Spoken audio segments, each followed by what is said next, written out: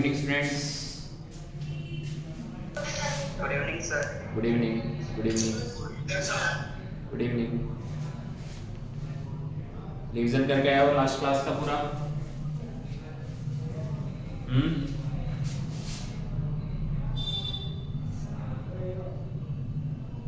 Revision करके आए हो? लास्ट क्लास का पूरा रिवीजन करके आए हो?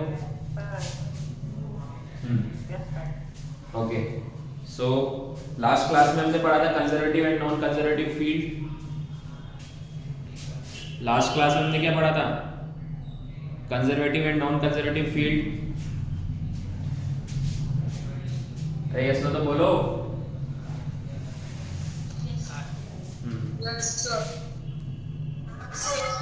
ओके. सो कंजर्वेटिव फील्ड और नॉन कंजर्वेटिव फील्ड में डिफरेंस पता लग गया था, समझ में आ गया था. उसके बाद हमने कुछ क्वेश्चंस किए थे. ठीक है, अब लिखो नेक्स्ट टॉपिक. नेक्स्ट टॉपिक लिखो कंसेप्ट ऑफ इक्विलिब्रियम.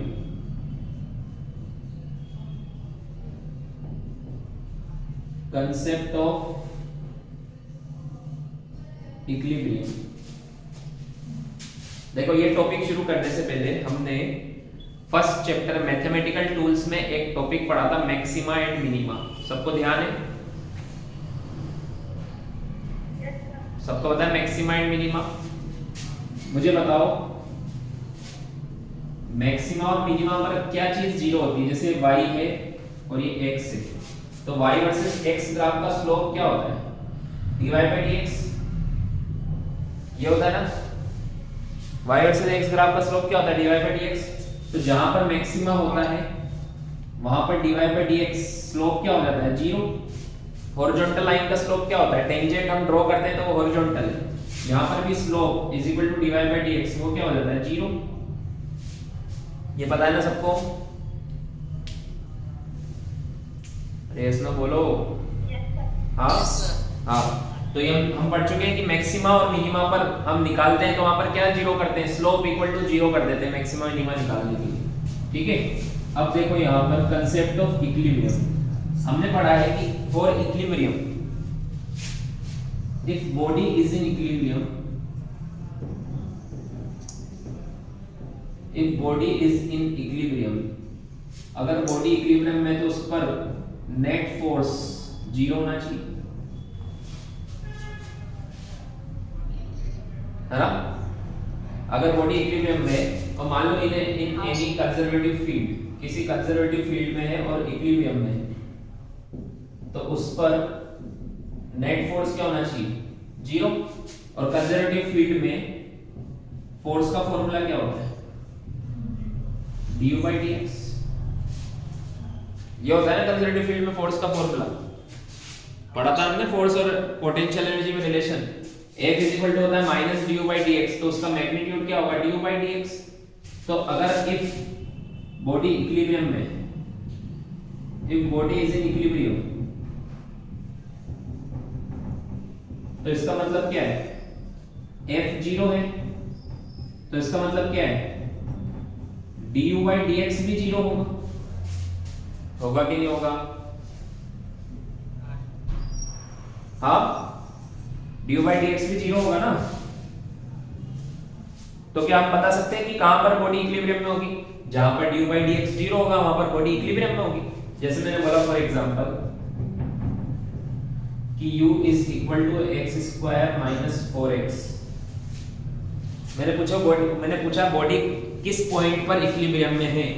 मैंने पूछा एक कंजर्वेटिव फील्ड में u is given as x square minus 4x. तो मैंने पूछा किस पॉइंट पर बॉडी इक्विलिब्रियम में है, x के कौन से कोऑर्डिनेट पर बॉडी इक्विलिब्रियम में है. तो हम क्या करेंगे? du by dx निकालेंगे. कितना होगा? 2x माइनस 4 और इसको इक्वल टू 0 पुट कर देंगे तो x इज इक्वल टू आ जाएगा 2 पर. तो एट x इक्वल टू 2 पर बॉडी इज इन इक्विलिब्रियम. समझ में आया क्या? क्योंकि du by dx 0 है, मतलब बॉडी पर फोर्स x इक्वल टू 2 पर बॉडी पर कोई फोर्स नहीं लग रहा है. आया समझ में? मींस बॉडी इक्विलिब्रियम में. लिखो यहां तक.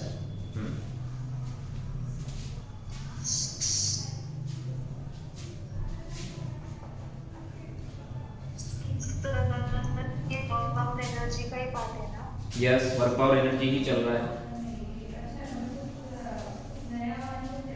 सर अगले एग्जाम तक खत्म हो जाएगा ये? क्या? हम लोग का टेस्ट है तब तक वर्क पावर एनर्जी खत्म हो जाएगा क्या? यस, हो जाएगा। वर्क तो है क्या, एनर्जी चल रहा है, पावर एक लेक्चर का है, एक लेक्चर से भी कम का है पावर। मेन वर्क और एनर्जी।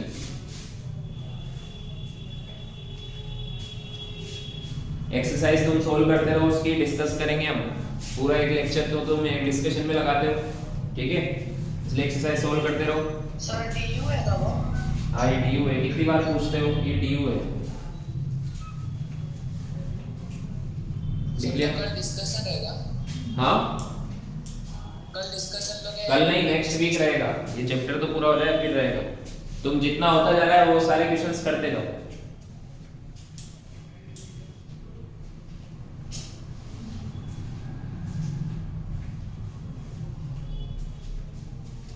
लिख लिया? हाँ, वर्क पावर एनर्जी।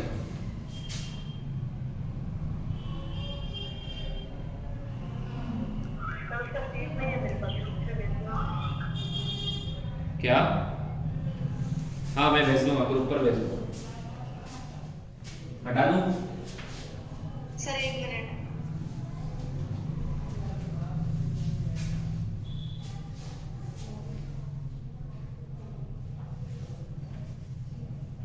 हिमांशु, तुम्हारे 2 अकाउंट है क्या?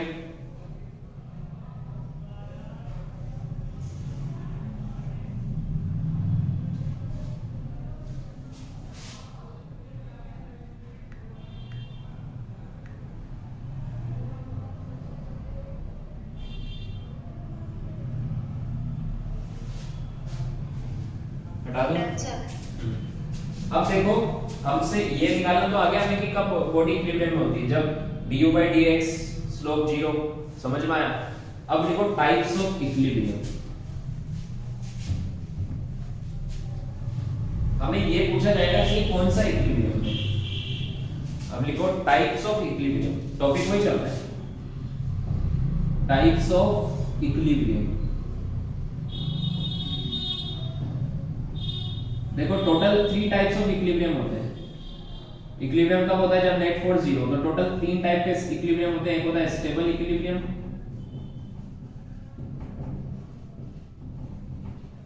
एक होता है अनस्टेबल इक्विलिब्रियम,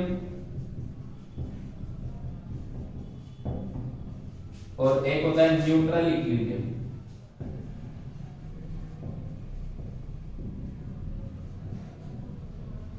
ठीक है?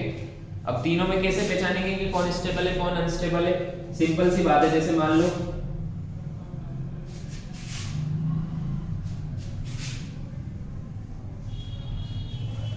एक ऑब्जेक्ट अगर यहां रखा हुआ है, अभी रेस्ट पर है, तो इस पर एफ नेट 0 है। ये रेस्ट पर यहां पे चुपचाप रखा हुआ है, दिख रहा है सबको? यहां पर रेस्ट पर है, तो इक्विलिब्रियम में है कि नहीं?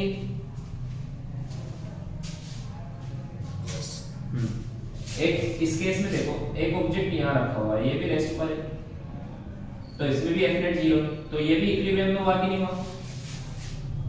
ये भी इक्विलिब्रियम में। समझ में आया? और एक ऑब्जेक्ट यहां पर रखा हुआ है, ये भी रेस्ट पर है, इस पर भी एफ नेट 0 है, तो ये भी इक्विलिब्रियम में। मान लो मैं ऑब्जेक्ट को यहां रखता, यहां पर एफ नेट 0 होता है क्या? नहीं, तो यहां पर इक्विलिब्रियम में आ ही नहीं सकता, है ना? या तो इक्विलिब्रियम में आएगा एकदम टॉप पे मैक्सिमा पर, क्योंकि हमने देखा था स्लोप कहां पर 0 होता है, मैक्सिमा पर और मिनिमम पे। या तो इक्विलिब्रियम में आएगा एकदम टॉप पर मैक्सिमा पर, या फिर मिनिमम पर। समझ में आया? एक और केस वो है, वो भी बताता हूं। बीच में कहीं इक्विलिब्रियम में आ सकता है क्या? बीच में कहीं पे इक्विलिब्रियम में आ सकता है क्या? नहीं सर, नहीं आ सकता। तो इसका मतलब क्या है कि तीन या ये इक्विलिब्रियम या तो मैक्सिमम पर होगा या मिनिमम पर होगा, या फिर जहां पर कांस्टेंट एनर्जी, यहां पे देखो ना तो मैक्सिमम है ना मिनिमम। अब देखो तीनों इक्विलिब्रियम में, लेकिन तीनों डिफरेंट टाइप के इक्विलिब्रियम है। ये कैसा इक्विलिब्रियम है देखो, अगर मैं इसको हल्का सा टच कर दूं तो बताओ फिर से पुरानी जगह पे आ जाएगा क्या? नहीं, ये तो परमानेंटली चला जाएगा ना, वापस से यहीं आ जाएगा क्या? गिर जाएगा क्या नीचे? नहीं सर, गिर जाएगा। अगर मैं इसको हल्का सा डिस्टर्ब कर दूं तो ऐसा हल्का सा फिर वापस इक्विलिब्रियम पोजीशन पे आ सकता है। तो फिर से ये इक्विलिब्रियम पोजीशन पे आएगा, फिर से ये इक्विलिब्रियम पोजीशन पे आएगा, आएगा कि नहीं आएगा? मान लो मैंने इसको हल्का से छोड़ दिया ऊपर, तो फिर से इक्विलिब्रियम की तरफ आएगा। तो मुझे बताओ इनमें से कौन स्टेबल है, कौन स्टेबल है? स्टेबल कौन सा है, अनस्टेबल कौन सा है?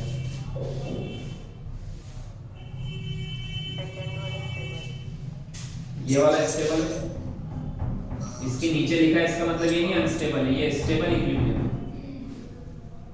समझ में आया? स्टेबल इक्विलिब्रियम समझ में आया? हाँ, ये अनस्टेबल है।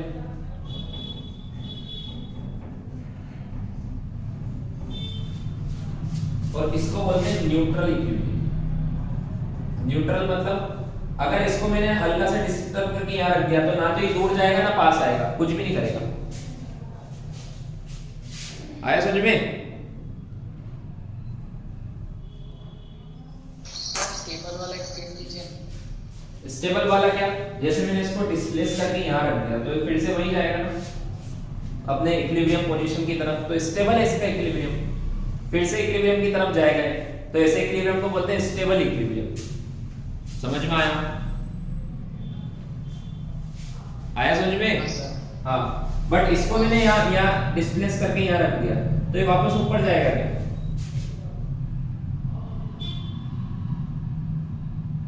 फिर से ऊपर जाएगा क्या? नहीं सर, नहीं जाएगा। ये तो नीचे जाएगा ना, तो ऐसे को बोलते हैं अनस्टेबल इक्विलिब्रियम। और इसको मैंने यहाँ रख दिया तो ना तो ये पास में जाएगा ना दूर, ऐसे इक्विलिब्रियम को बोलते हैं न्यूट्रल इक्विलिब्रियम। समझ में आया? ऐसे इक्विलिब्रियम को क्या बोलते हैं? Neutral equilibrium. बनाओ ये सारे डायग्राम।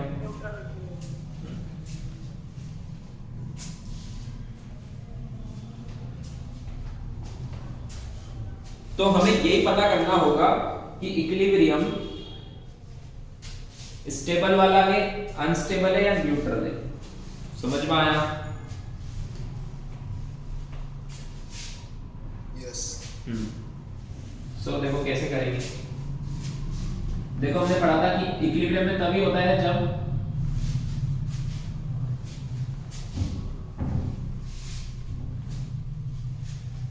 इक्विलिब्रियम में बॉडी कब होती है? जब उस पर नेट फोर्स 0 है ना, और नेट फोर्स का फॉर्मूला क्या होता है? du by dx, ये 0। तो मुझे बताओ du by dx कब 0 होगा? जब u मैक्सिमम पर होगा कि नहीं होगा? जैसे मैं u वर्सेस x का ग्राफ बनाऊंगा, मान लो ऐसा ग्राफ है, तो du by dx एक तो यहाँ 0 होगा कि नहीं होगा मैक्सिमम पर?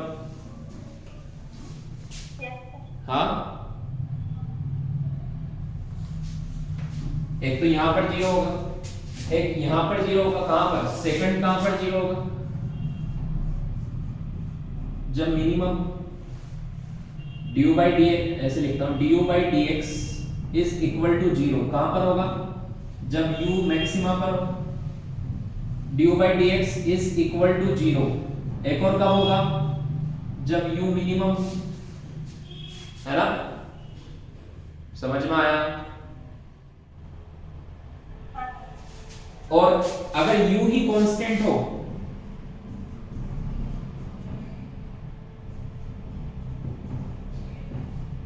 तो भी du by dx equal to 0 होगा।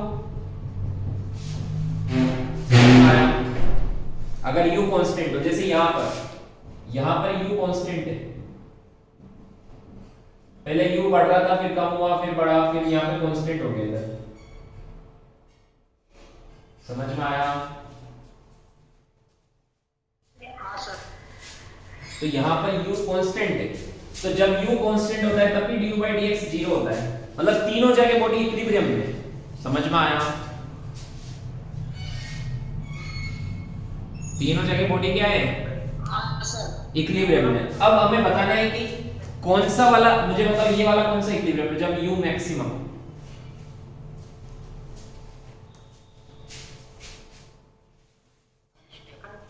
अनस्टेबल। हमने पढ़ा था ना, ये देखो ना, ये मैक्सिमम पर अनस्टेबल है। मुझे बताओ बॉडी अगर यहाँ पर है तो क्या होगा, अनस्टेबल, यहाँ पर है तो क्या होगा, स्टेबल, और अगर यहाँ पर है तो न्यूट्रल। अभी बताया ना तीनों, समझ में आया? लास्ट क्लास में पढ़ा था ना, बॉडी स्टेबिलिटी के लिए क्या करना चाहती है, लोअर एनर्जी की तरफ जाती है हमेशा। ये बॉडी यहाँ पे अनस्टेबल है, यहाँ नीचे जाना चाहती है, यहाँ पर इसको स्टेबिलिटी मिलेगी, तो यहाँ अनस्टेबल है और यहाँ पर स्टेबल है। समझ में आया? हाँ, हर बॉडी क्या ट्राई करती है कंजर्वेटिव फील्ड में, किस तरफ जाना चाहती है, क्या टेंडेंसी होती है, to go move towards the lower energy states, जहां पर कम एनर्जी उस जगह जाना चाहती है, टू अचीव स्टेबिलिटी। ये सब लिखवाया था ना मैंने लास्ट क्लास में। हाँ, तो ये वाला इक्विलिब्रियम को बोलते हैं जहां पर मैक्सिमम पोटेंशियल एनर्जी होती है, वहां पर स्लोप जीरो होता है, मतलब वहां पर फोर्स जीरो होता है। तो इक्विलिब्रियम तो तीनों जगह है, बट ये वाला इक्विलिब्रियम है अनस्टेबल इक्विलिब्रियम।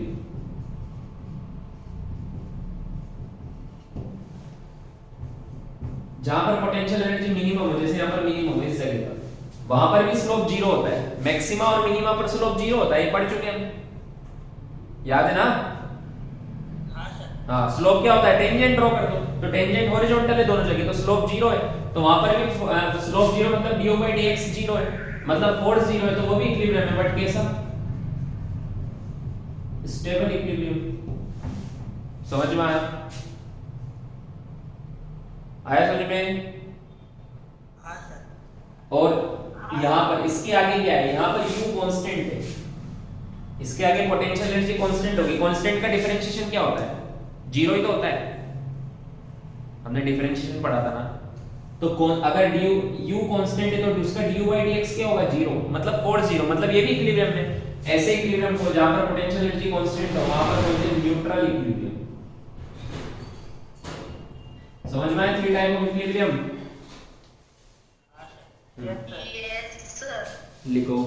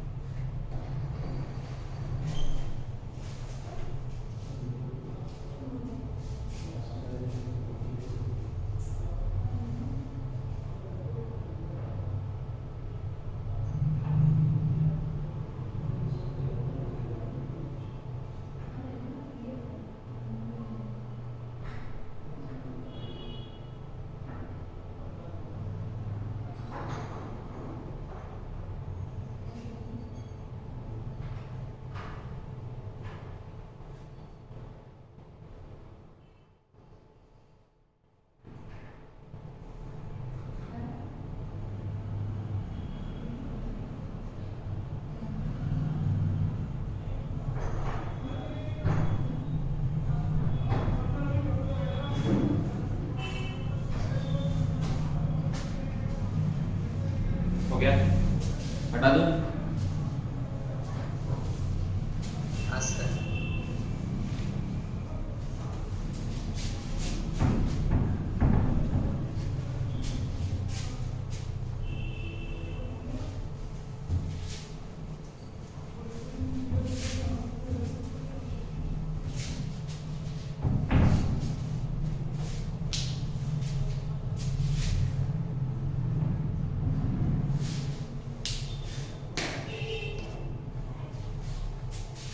इक्वेशन है u is equal to 8x minus x square. हमसे पूछा है find equilibrium position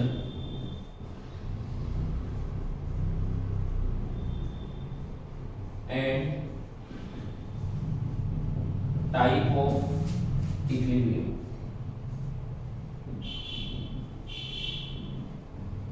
and and type of equilibrium.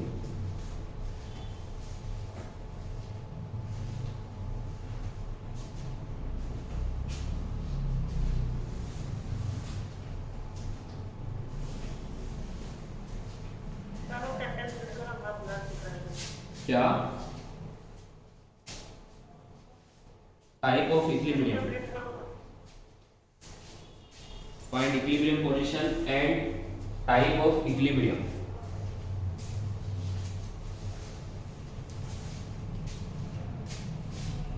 Unstable equilibrium. Check करते हैं.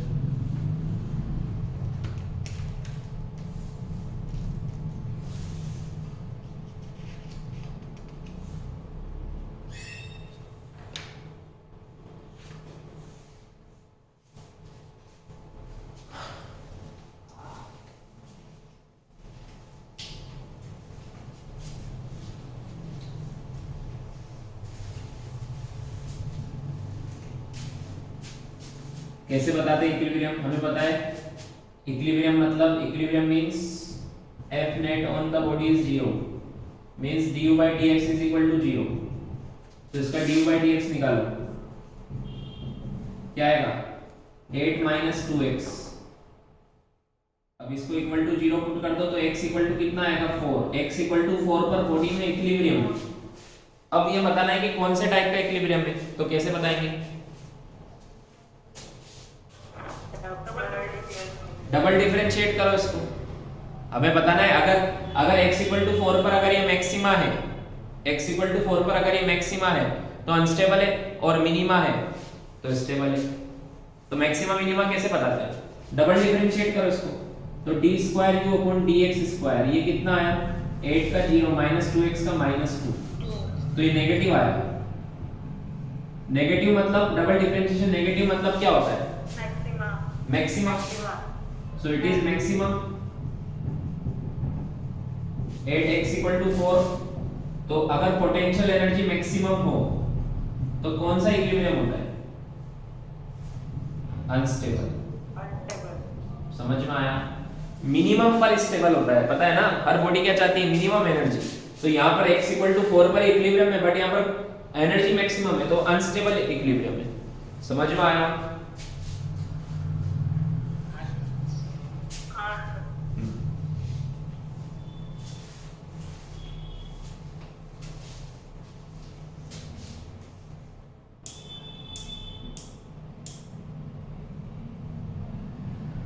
हटा दूं?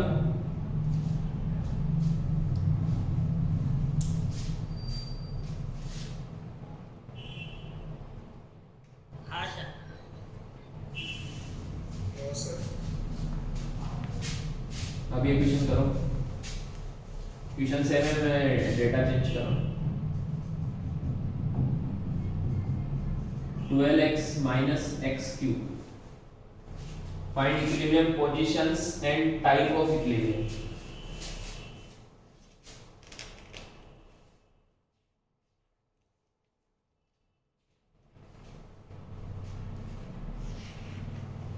क्या बोले सर, आप वापस बोलिए. Find equilibrium positions.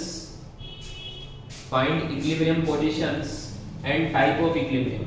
Same question.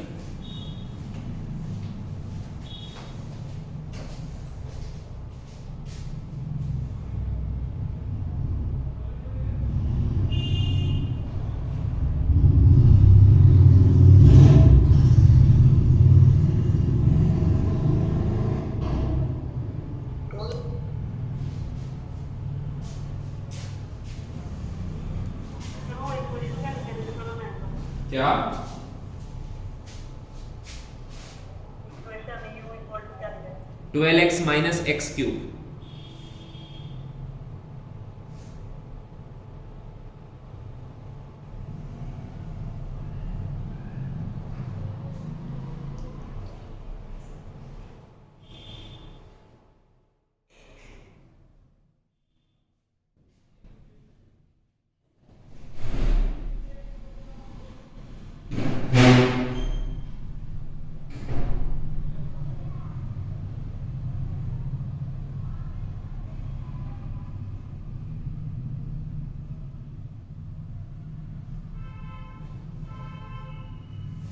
लिख लिया? हाँ सर। हो गया?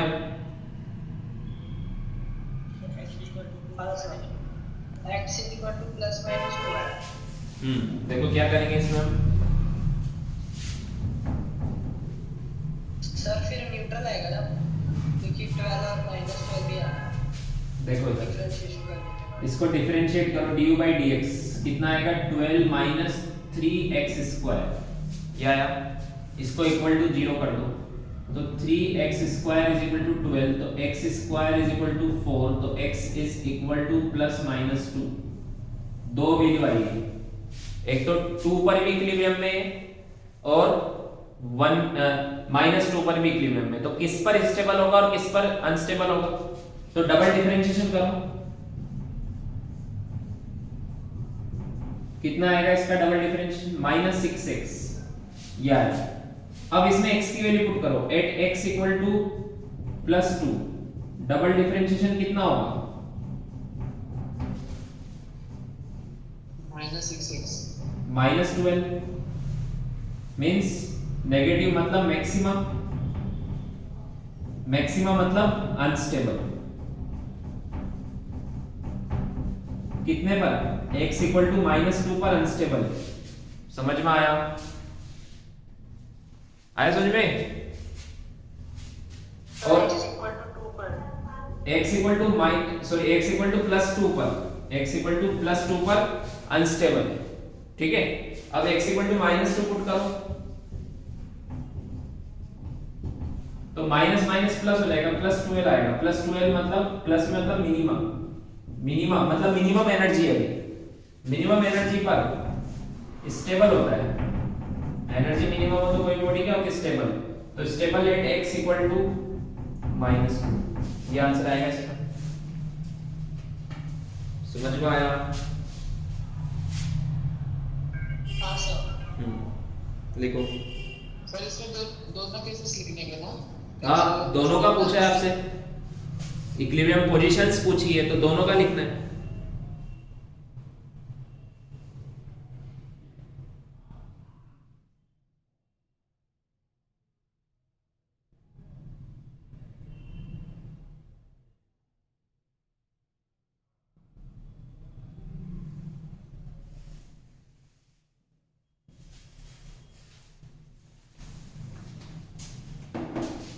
समझ में आ गया? सो हमने इक्विलिब्रियम कंसेप्ट पढ़ा, इक्विलिब्रियम कैसे बताते हैं बॉडी का, है ना? तो अगर पोटेंशियल एनर्जी मैक्सिमम हो तो अनस्टेबल है, मिनिमम हो तो स्टेबल है, और कांस्टेंट हो तो न्यूट्रल है। पोटेंशियल एनर्जी अगर कांस्टेंट हो तब न्यूट्रल होता है, ठीक है?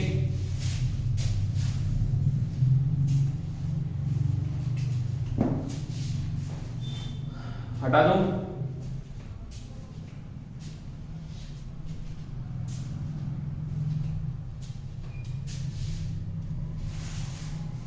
हटा दूं?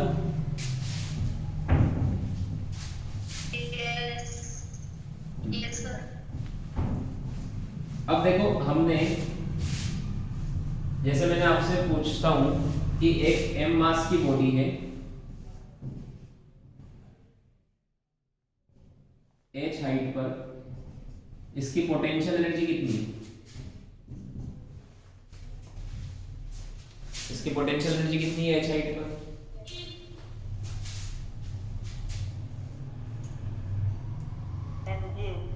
हाँ, mgh है।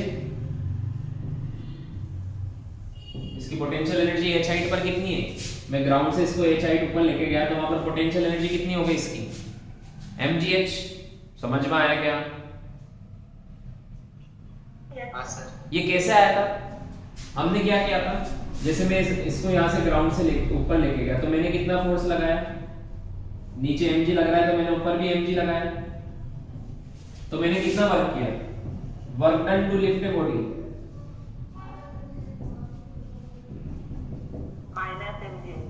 अरे प्लस किया ना, ऊपर फोर्स भी ऊपर लग रहा है, डिस्प्लेसमेंट भी ऊपर। ग्रेविटी का वर्क डन नहीं पूछ रहा हूं, जो मैंने किया। कितना किया? फॉर्मूला क्या होता है? F s cos theta. तो F कितना mg लगाया मैंने, डिस्प्लेसमेंट कितना गया h, थीटा 0, तो कितना आ गया mgh। समझ में आया? हाँ, तो यही तो स्टोर हो गया। This work done is stored in the form of potential energy, क्योंकि potential energy is a sort of stored energy, बताया था ना मैंने। जैसे अपने स्प्रिंग में जो वर्क किया था वो स्प्रिंग की पोटेंशियल एनर्जी में स्टोर हो गया था। हुआ था कि नहीं हुआ था? स्प्रिंग के अगेंस्ट वर्क किया तो स्प्रिंग में स्टोर हुआ, ग्रेविटी के अगेंस्ट वर्क किया तो ग्रेविटेशनल पोटेंशियल एनर्जी में स्टोर हो गया। समझ में आया? हाँ, तो पोटेंशियल एनर्जी को क्या ऐसे डिफाइन कर सकते हैं क्या कि it is the work done to form a system. किसी भी सिस्टम को मुझे फॉर्म करना है, बनाना है, तो जो वर्क किया जाता है वही पोटेंशियल एनर्जी में स्टोर होता है। समझ में आया? सो पोटेंशियल एनर्जी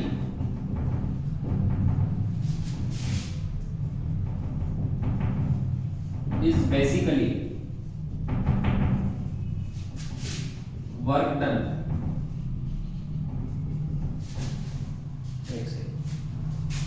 सो पोटेंशियल लिखो पूरा इसको, फिर मैं आगे कंप्लीट करता हूँ। सर इसमें थीटा 90 डिग्री है या 0 है? 0 है ना। फोर्स किधर लग रहा है? ऊपर। डिस्प्लेसमेंट भी किधर हो रहा है? ऊपर। और वैसे भी कंजर्वेटिव फील्ड में पाथ पे तो डिपेंड करता नहीं है, किस भी पाथ पे लेके जाओ, ठीक है, किधर भी फोर्स लगा के लेके जाओ उसको। समझ में आया? सो potential energy is basically cos 0 क्या होता है? 1 होता है ना, तो तभी तो यहाँ 1 आया। फोर्स की जगह लिख दिया mg, F equal to mg है, s डिस्प्लेसमेंट की जगह लिख दिया h। इसमें भी डाउट है क्या कुछ? So potential energy is basically work done to form a system, और एनर्जी रिक्वायर्ड, किसी भी सिस्टम को बनाने के लिए जो एनर्जी लगती है,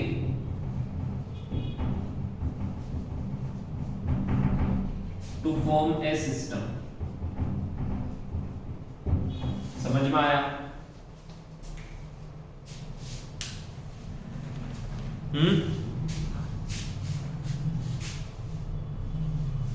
लिखो।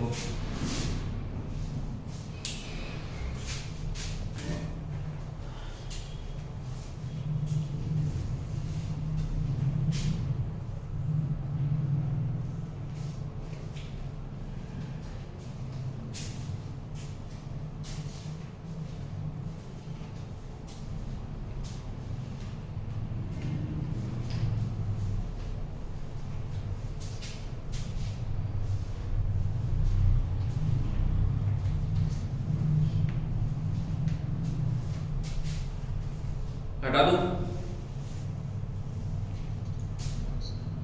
हटा दूं?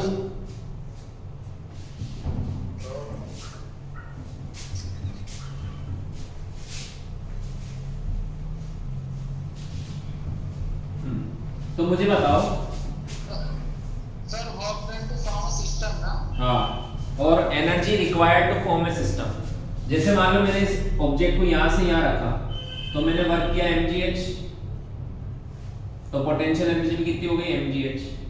ये मास का था, इसको मैंने यहां से यहां लेके गया।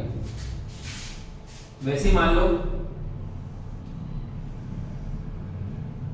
ये एक ऑब्जेक्ट है, मुझे इसको खड़ा करना है, तो वर्क करना पड़ेगा ना। ये एक प्लेन है, इसको मुझे खड़ा करना है, तो वर्क करना पड़ेगा ना। हाँ, तो इसको खड़ा करने के लिए जितना भी मैं वर्क करूंगा वो किसमें स्टोर हो जाएगा?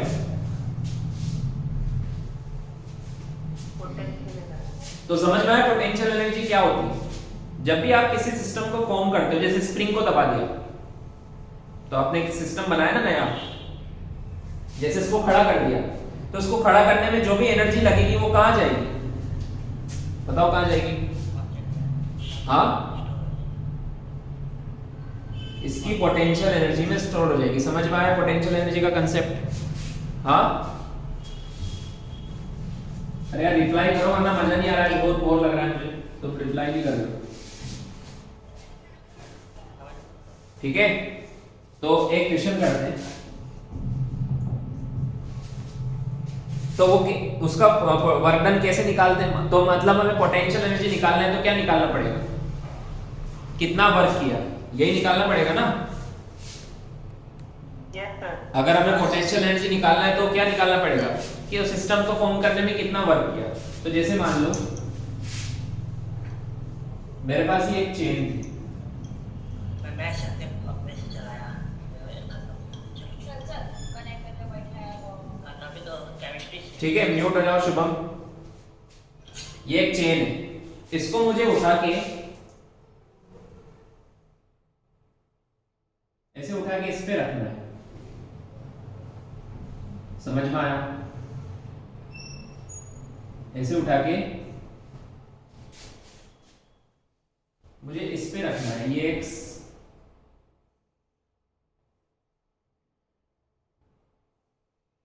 सेमी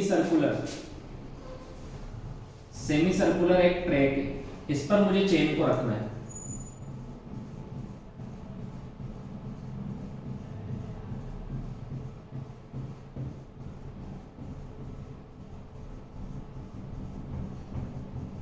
ये चेन को ऐसे रखना है ना। थोड़ा सा टफ क्वेश्चन है, ध्यान से समझना। एक बार में मुश्किल से समझ में आता है, इसलिए ध्यान देना पूरा। ठीक है, इस पर मुझे रखना है, ऐसे मुझे रखना है। तो कुछ तो वर्क करना पड़ेगा या नहीं पड़ेगा? ये चेन है, हाँ सर। हाँ सर। तो वो जो भी मैंने वर्क किया होगा वो, ये इंपॉर्टेंट क्वेश्चन है, इसकी किस चीज में स्टोर हुआ होगा? Potential energy of chain. तो हमसे ये पूछा है फाइंड पोटेंशियल एनर्जी, ये मैं ही निकाल के बताऊंगा, ऑफ चेन।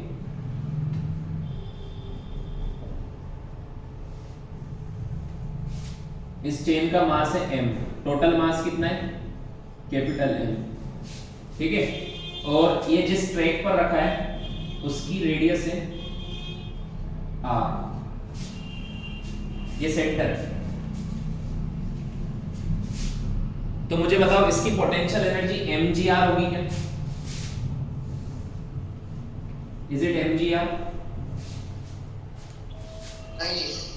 नहीं। अगर ये जैसे ये हाइट कितनी, ये रेडियस कितनी है? ये रेडियस r ही तो है। अगर पूरे चेन का मास यहां पर होता तो मैं बोल देता mgr है। समझ में आया? हाँ सर। बट इस चेन की तो हाइट, पोटेंशियल एनर्जी का फॉर्मूला क्या होता है? पोटेंशियल एनर्जी का फॉर्मूला होता है mgh। m क्या होता है? Mass, g acceleration due to gravity, और h उसकी हाइट। ये होता है पोटेंशियल एनर्जी का फॉर्मूला। समझ में आया? बट यहां पर ये मास एक ही जगह पर होता है, तब ये फॉर्मूला लगा सकते हैं। It is valid on point mass. लिख लेना।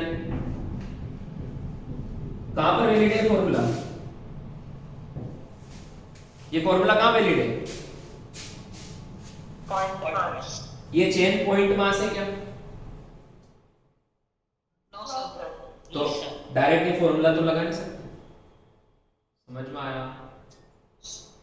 हाँ सर हाँ सर। तो फिर कैसे? सर्कमफरेंस ऑफ सर्कल, क्या? सर्कमफरेंस ऑफ सर्कल का आधा करके ले ले तो उसका आधा क्या लोगे? की जगह उसकी लेंथ है, वो तो लेंथ है इसकी पाई r, इसकी लेंथ है पाई r। हाँ हाँ, हाँ। तो उससे क्या हो जाएगा? तो हाइट में नहीं जाएगा क्या वो? क्योंकि सारे मास तो डिस्ट्रीब्यूट हुआ है ना।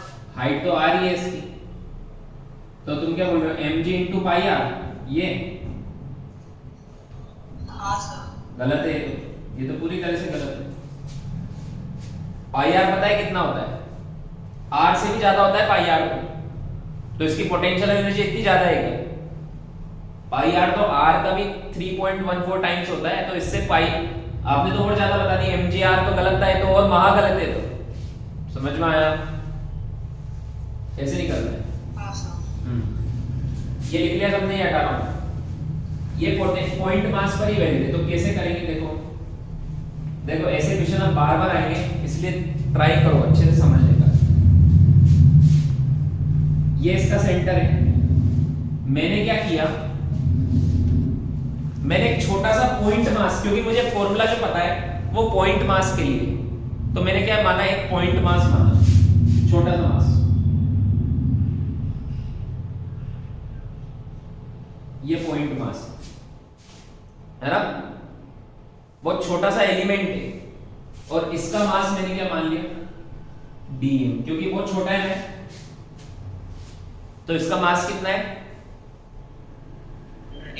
dm मतलब बहुत छोटा, पूरी चेन का मास है m, तो ऐसे ये चेन बहुत छोटे छोटे dm से मिलके बनी होगी। समझ में आया क्या? हाँ, यस सर। तो इस dm की पोटेंशियल एनर्जी निकालनी है मुझे। मान लो ये dm बना रही है, ये एंगल बना रही है थीटा, है ना, यहां से ये एंगल बना रही है थीटा, और सेंटर पर इसका टोटल एंगल बन रहा है d थीटा। छोटा सा एंगल, ये इतना सा एलिमेंट सेंटर पे कितना एंगल बना रहा होगा, बहुत कम बना रहा होगा। समझ में आया, ये d थीटा कौन सा एंगल है, ये इस dm मास का एंगल है। समझ में आया? Yes sir. d थीटा, ये दिखने में मैंने तुम्हें बहुत बड़ा दिखाया है, वरना दिखेगा नहीं, और ये बहुत छोटा है। लेकिन d थीटा मतलब 0.0000000000001 डिग्री, ऐसा समझ लो, इतना सा एंगल है बस। आया क्या समझ में? Yes sir.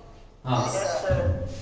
तो अब मुझे बताओ, मान लो इसकी हाइट है, इस dm मास की हाइट है मान लो h,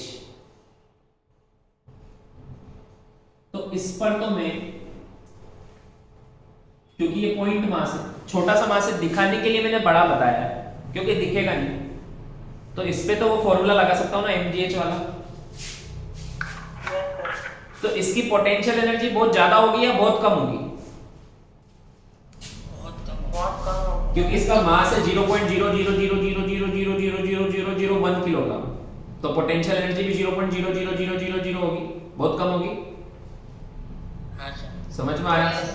तो इसकी पोटेंशियल एनर्जी को मैं क्या लिखूंगा, du, u ना लिख के du लिखूंगा, potential energy of dm mass, potential energy of dm मास, इसको मैं u ना लिख के क्या लिखूंगा, du लिखूंगा। ये होगी mgh, फॉर्मूला लगेगा, मास कितना है, m या dm,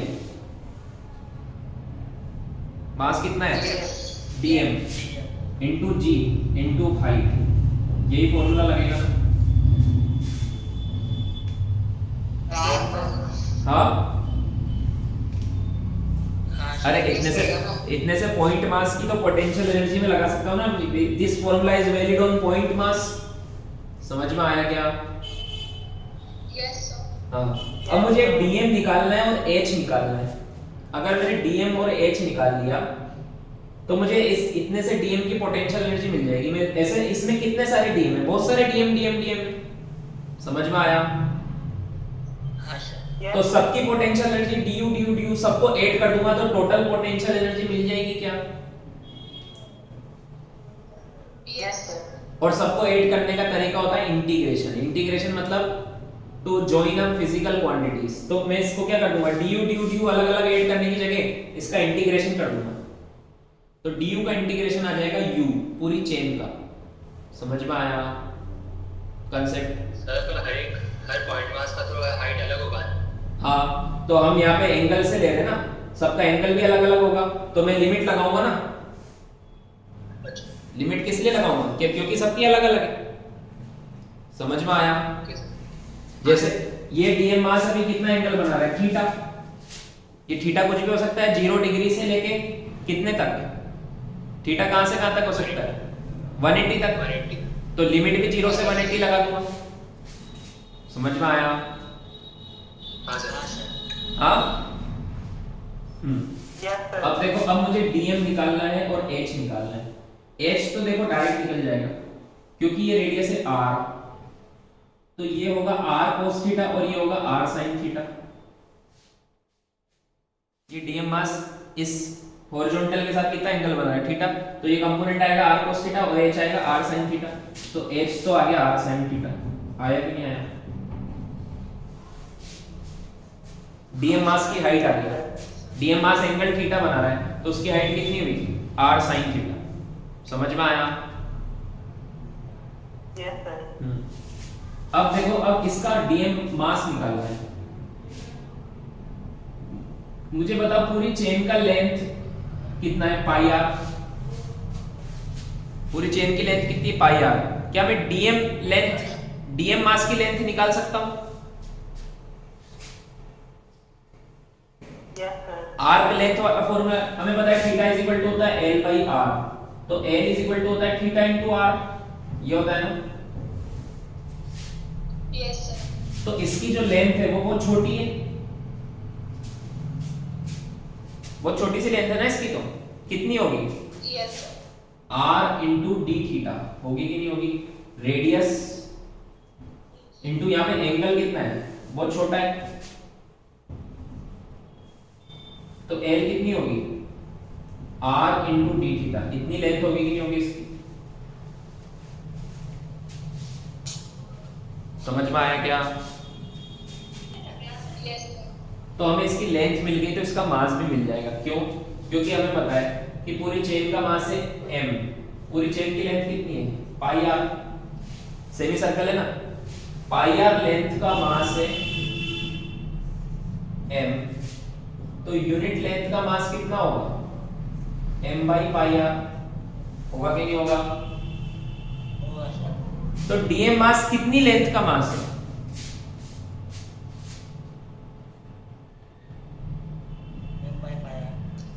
आर डी थीटा का, इसकी लेंथ कितनी है? अरे लेंथ कैसे निकालते हैं सर्कल में, लेंथ निकालते हैं रेडियस इनटू एंगल से। जैसे पूरी चेन की रेडियस है r और एंगल है पाई, पूरा चेन कितना एंगल बना रही है, पाई, तो लेंथ कितना आ जाएगा, r into pi, pi r. समझ में आया? समझ में आ गया? Sir yes sir. अरे यस बोल दिया करो, कितनी बार मैं थक जाता हूँ। समझ में आ गया, समझ में आ गया बोल। Yes sir. ठीक है, अब देखो आर डी थीटा इसकी लेंथ है, कैसे आई, रेडियस इनटू एंगल, ये कितना एंगल बना है, छोटा सा डी थीटा। जैसे पूरी चेन कितना एंगल बना रही है, पाई, तो उसकी लेंथ कितनी आएगी, आर इंटू पाई। अरे लेंथ कैसे निकालते हैं, एंगल इंटू रेडियस, लेंथ कैसे निकालते हैं, एंगल इंटू रेडियस। समझ में आया? Yes sir. तो इसकी लेंथ कैसे निकाली मैंने, इसका एंगल, ये कितना एंगल बना रहा है सर्कल पे, ये डीएम मास, डी थीटा बहुत छोटा सा एंगल बना रहा है। क्यों? क्योंकि इसका मास बहुत कम लिया है मैंने, छोटा सा मास लिया है, पूरी चेन नहीं ली है मैंने उसका एक छोटा सा एक पार्टिकल लिया है। समझ में आया? Yes sir. तो पूरी चेन तो बड़ा एंगल बना रही है, बट एक छोटा सा पार्टिकल तो बहुत छोटा एंगल बनाएगा, जिसको मैंने बोला डी थीटा। डी थीटा क्यों, वेरी स्मॉल एंगल। तो डी थीटा इंटू रेडियस करेंगे तो क्या आ जाएगा, उसकी लेंथ आ जाएगी। समझ में आया? Yes sir. तो हमने देखा कि पाई आर लेंथ का मास है m, क्योंकि गिवन है पूरी चेन का मास कितना है, चेन की रेडियस है r और मास है m, तो पूरी लेंथ कितनी हुई, पाई आर, तो उसका मास है m, तो यूनिट लेंथ का मास होगा m बाई पाई आर। तो r d थीटा, इतनी लेंथ जिसका मास हम बोलते हैं dm, वो कितना होगा, m by pi r into r d theta, यही तो dm है, r से r कैंसिल, तो dm की वैल्यू कितनी आ रही है, m by pi d theta, m pi by d theta. m by pi. अरे ये मैंने ऐसे ही किया है कि जैसे मुझे पता है कि 10 एप्पल आए 50 रुपीज में, तो एक एप्पल कितने में आएगा,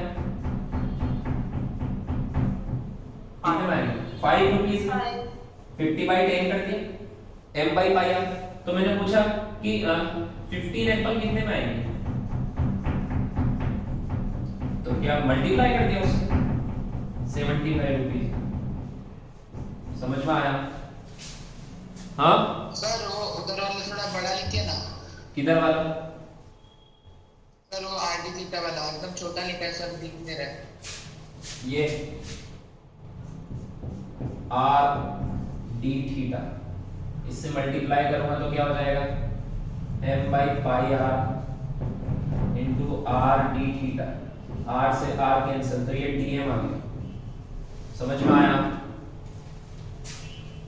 आ गया समझ में? Yes sir. हाँ, अब देखो ये मैं हटा रहा हूँ, ये फॉर्मूला तो इसमें पता ही ना, angle is equal to length of arc upon radius.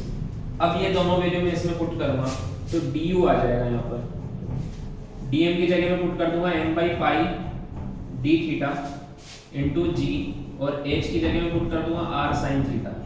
अब दोनों तरफ क्या करूंगा? इंटीग्रेशन। समझ में आया? तो इधर d थीटा की d थीटा, ये m by pi g r, ये तो कांस्टेंट है। इधर किसकी लिमिट लगेगी? एंगल की, थीटा की। क्यों? क्योंकि dm मास में कहां से कहां तक ले सकता था, मैं तो कहीं भी ले सकता था। मैंने लिया थीटा एंगल पर, तो थीटा एंगल 0 भी हो सकता है और 180 भी हो सकता है। समझ में आया क्या? Yes, sir. तो 0 से लेके 180 तक कितना भी हो सकता है ना एंगल ये। हाँ, तो लिमिट कहां से कहां तक लगेगी?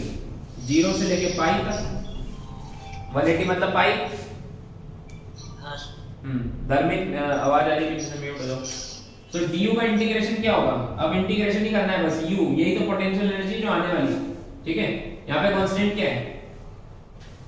mgr बाई पाई, ये तो कांस्टेंट है, mgr पाई, ये सब कांस्टेंट है। इंटीग्रेशन किसका करना है? sin theta d theta from 0 to pi. बताओ sin थीटा का इंटीग्रेशन क्या होता है?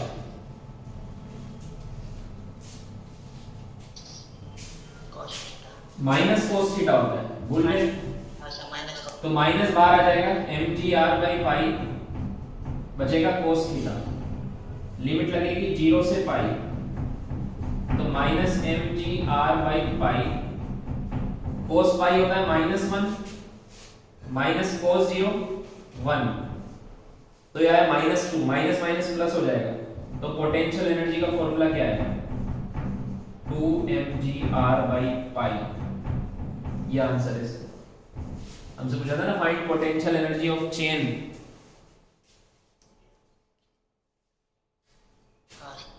लिखो।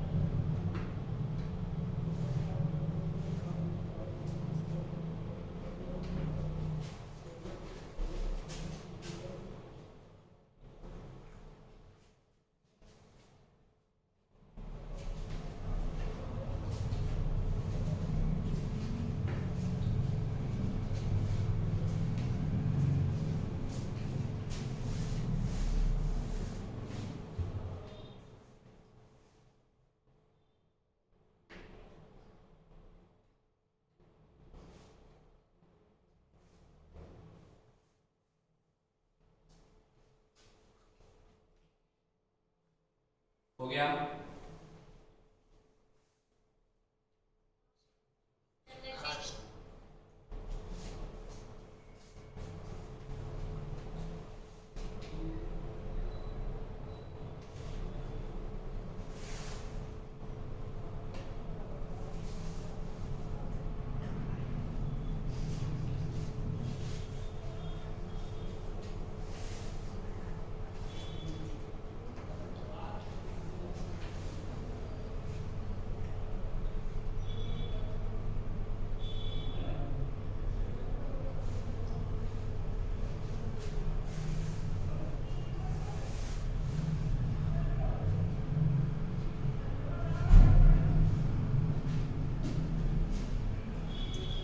स्क्रीन बहुत ब्लर हो गया।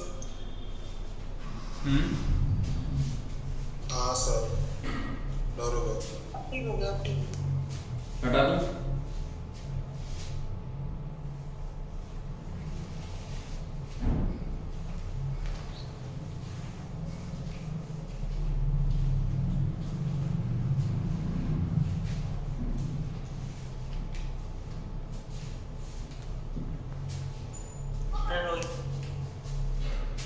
हटा दो।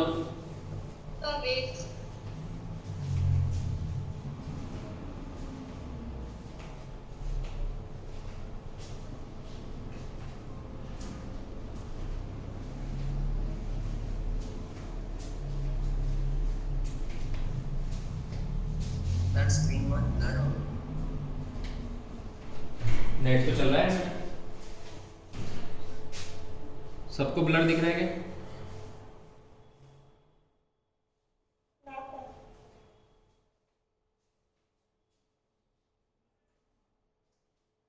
हटा दो, जल्दी लिखो थोड़ा। 2 minutes.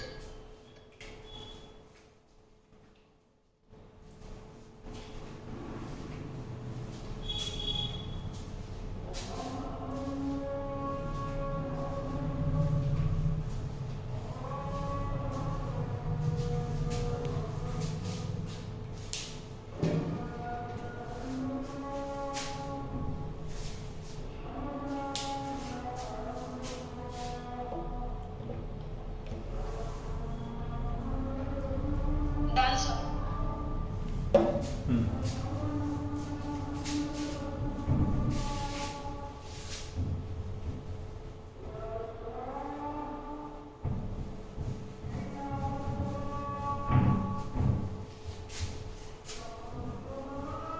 अब देखो इसका एक शॉर्ट ट्रिक बताऊंगा मैं।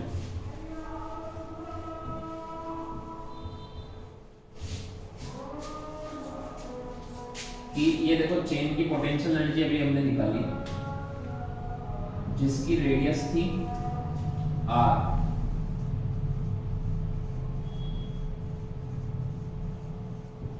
ठीक है। इसकी रेडियस कितनी थी? इसकी रेडियस थी r। तो इसकी पोटेंशियल एनर्जी का फॉर्मूला क्या आया?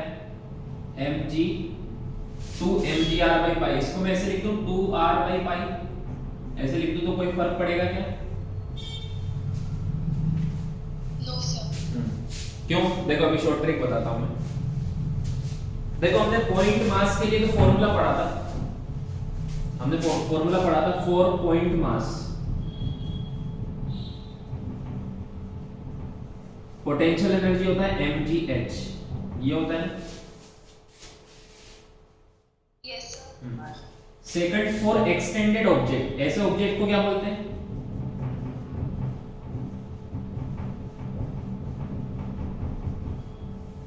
एक्सटेंडेड, बड़े बड़े जो ऑब्जेक्ट होते हैं उनके लिए जो पॉइंट पोटेंशियल एनर्जी होती है वो होती है mg into height of centre of mass.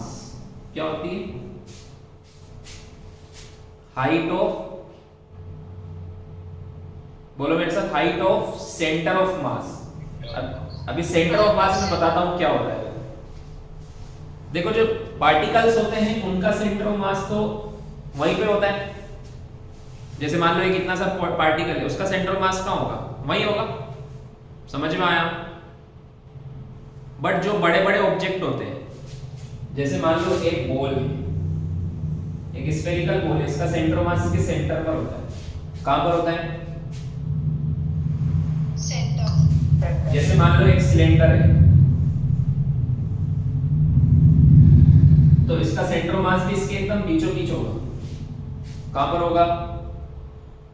एकदम सेंटर पे। जैसे मान लो एक स्क्वायर है, तो इसका सेंटर ऑफ मास भी एकदम सेंटर पर होगा। रेक्टेंगल है मान लो, तो इसके जहां डायगोनल मिलते हैं मतलब सेंटर पर ही होगा। मतलब जो यूनिफॉर्म बॉडीज होती है, सिमेट्रिक बॉडीज, उनके तो बीचों बीच सेंटर ऑफ मास होता है कि नहीं होता है? यस। हाँ, बट अगर कोई ऐसी बॉडी है तो इसका सेंटर मास कहाँ होगा वो हम निकालना सीखेंगे सेंटर ऑफ मास वाले चैप्टर में। किसमें सीखेंगे? सेंटर ऑफ मास वाले चैप्टर में, ठीक है? समझ में आया? अभी देखो अभी पूरा नहीं हुआ है, जितना मैं बोलते जा रहा हूँ यस बोलते जाओ, समझ में आ रहा है? अब देखो जैसे मैंने तुमसे पूछा कि इस सिलेंडर का मास है मान लो 10 kg, इसकी टोटल हाइट है मान लो 2 मीटर, इसकी पोटेंशियल एनर्जी बताओ। ये ग्राउंड पर रखा हुआ है, कहां पर रखा हुआ है? ग्राउंड पर। कहां पर रखा है? ग्राउंड पर। तो हम इसका फॉर्मूला कौन सा यूज करेंगे? ये वाला, mg into height of centre of mass, है ना? मुझे बताओ मास कितना है 10, g कितना होता है 10, बताओ यहाँ पे हाइट कितनी रखूं, 2 रखूं या 1 रखूं? समझ में आया? ये इसका सेंटर ऑफ मास है, ये इसकी टोटल हाइट 2 है तो बीच में होगा एकदम, तो ये कितनी होगी 1, तो यहाँ पे क्या रखूंगा 1, तो आंसर कितना है 100। समझ में आया? सर पर फुल क्यों नहीं लेते हम लोग इसमें? क्या इसमें फुल क्यों नहीं ले सकते? फुल हाइट क्यों नहीं ले सकते हम लोग? क्योंकि अभी वही तो सेंटर ऑफ मास का कांसेप्ट अभी मैंने बताया, अभी मैंने सिर्फ फॉर्मूला बताया कि हम यहां से क्यों हाइट लेते हैं। फुल अगर मैं इसका हाइट 2 ले लेता तो कितना आता है 200 जूल। मुझे बताओ पूरा का पूरा 10 kg क्या इस लेवल पर है क्या? ये तो नीचे से शुरू हो रहा है ना एकदम, और नीचे से लेकर ऊपर तक 10 kg, क्या 2 मीटर पर है क्या पूरा मास?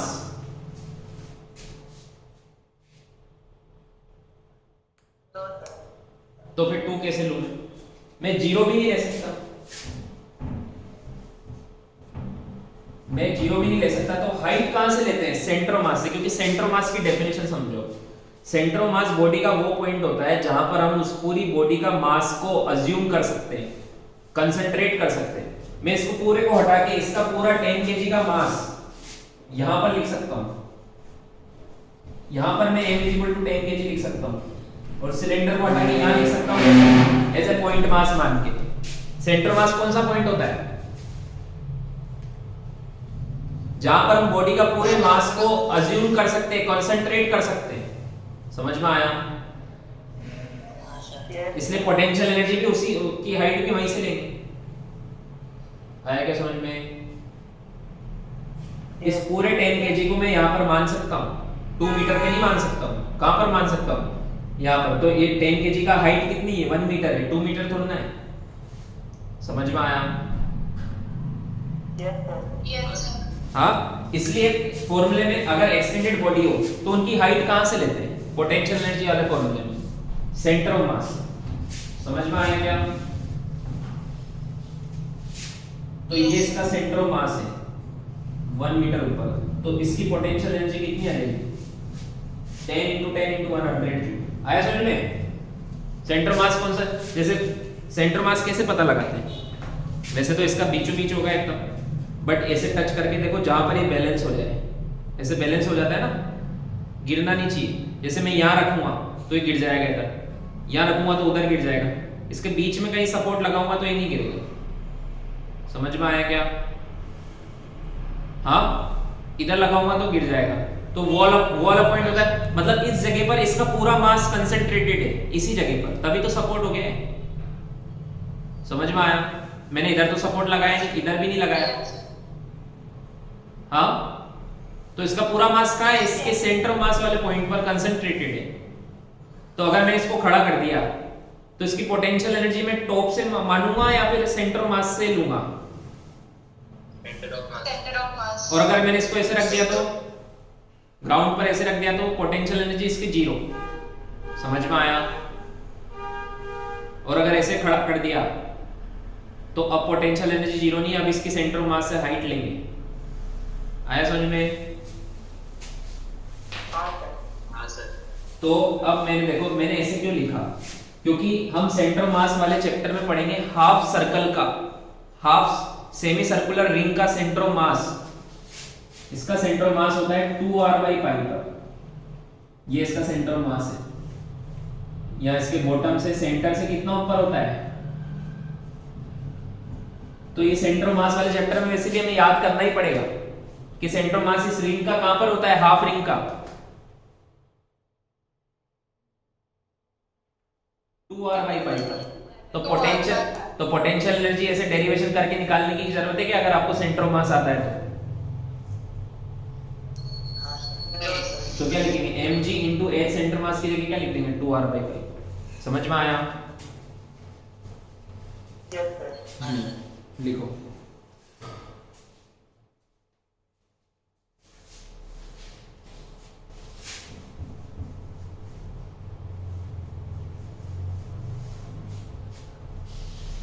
मतलब पूरा कैलकुलेशन अवॉइड करने के लिए छोटा फॉर्मूला है ना, सीधा से यस सेंटर मास पढ़ेंगे हम इसलिए कि कैलकुलेशन अवॉइड हो जाए। वर्क पावर एनर्जी के बाद सर्कुलर मोशन पढ़ेंगे, फिर सेंटर मास पढ़ेंगे, उसमें हर बॉडी का सेंटर मास निकालना सीखेंगे।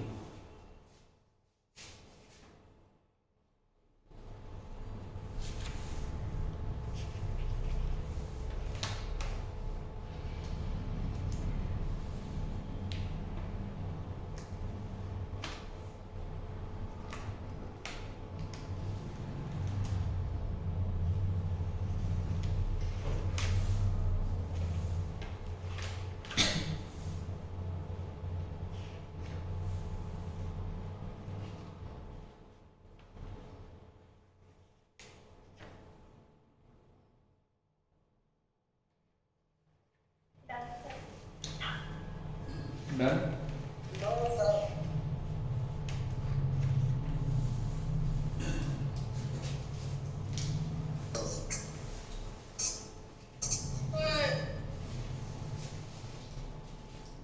मुझे बताओ पोटेंशियल एनर्जी नेगेटिव क्यों होती है?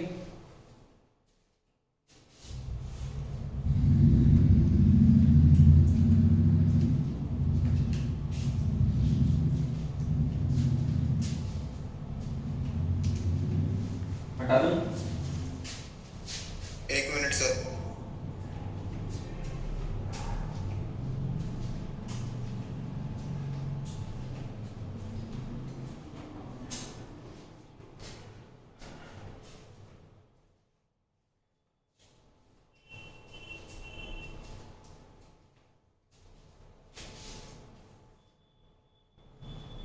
हो गया? सर आज कितने बजे का लेक्चर? 8:30 तक।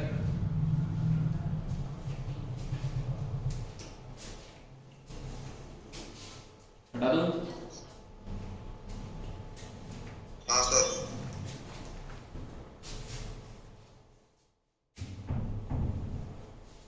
अब देखो पोटेंशियल एनर्जी हम कहां से मेजर कर रहे हैं, ग्राउंड से कर रहे हैं।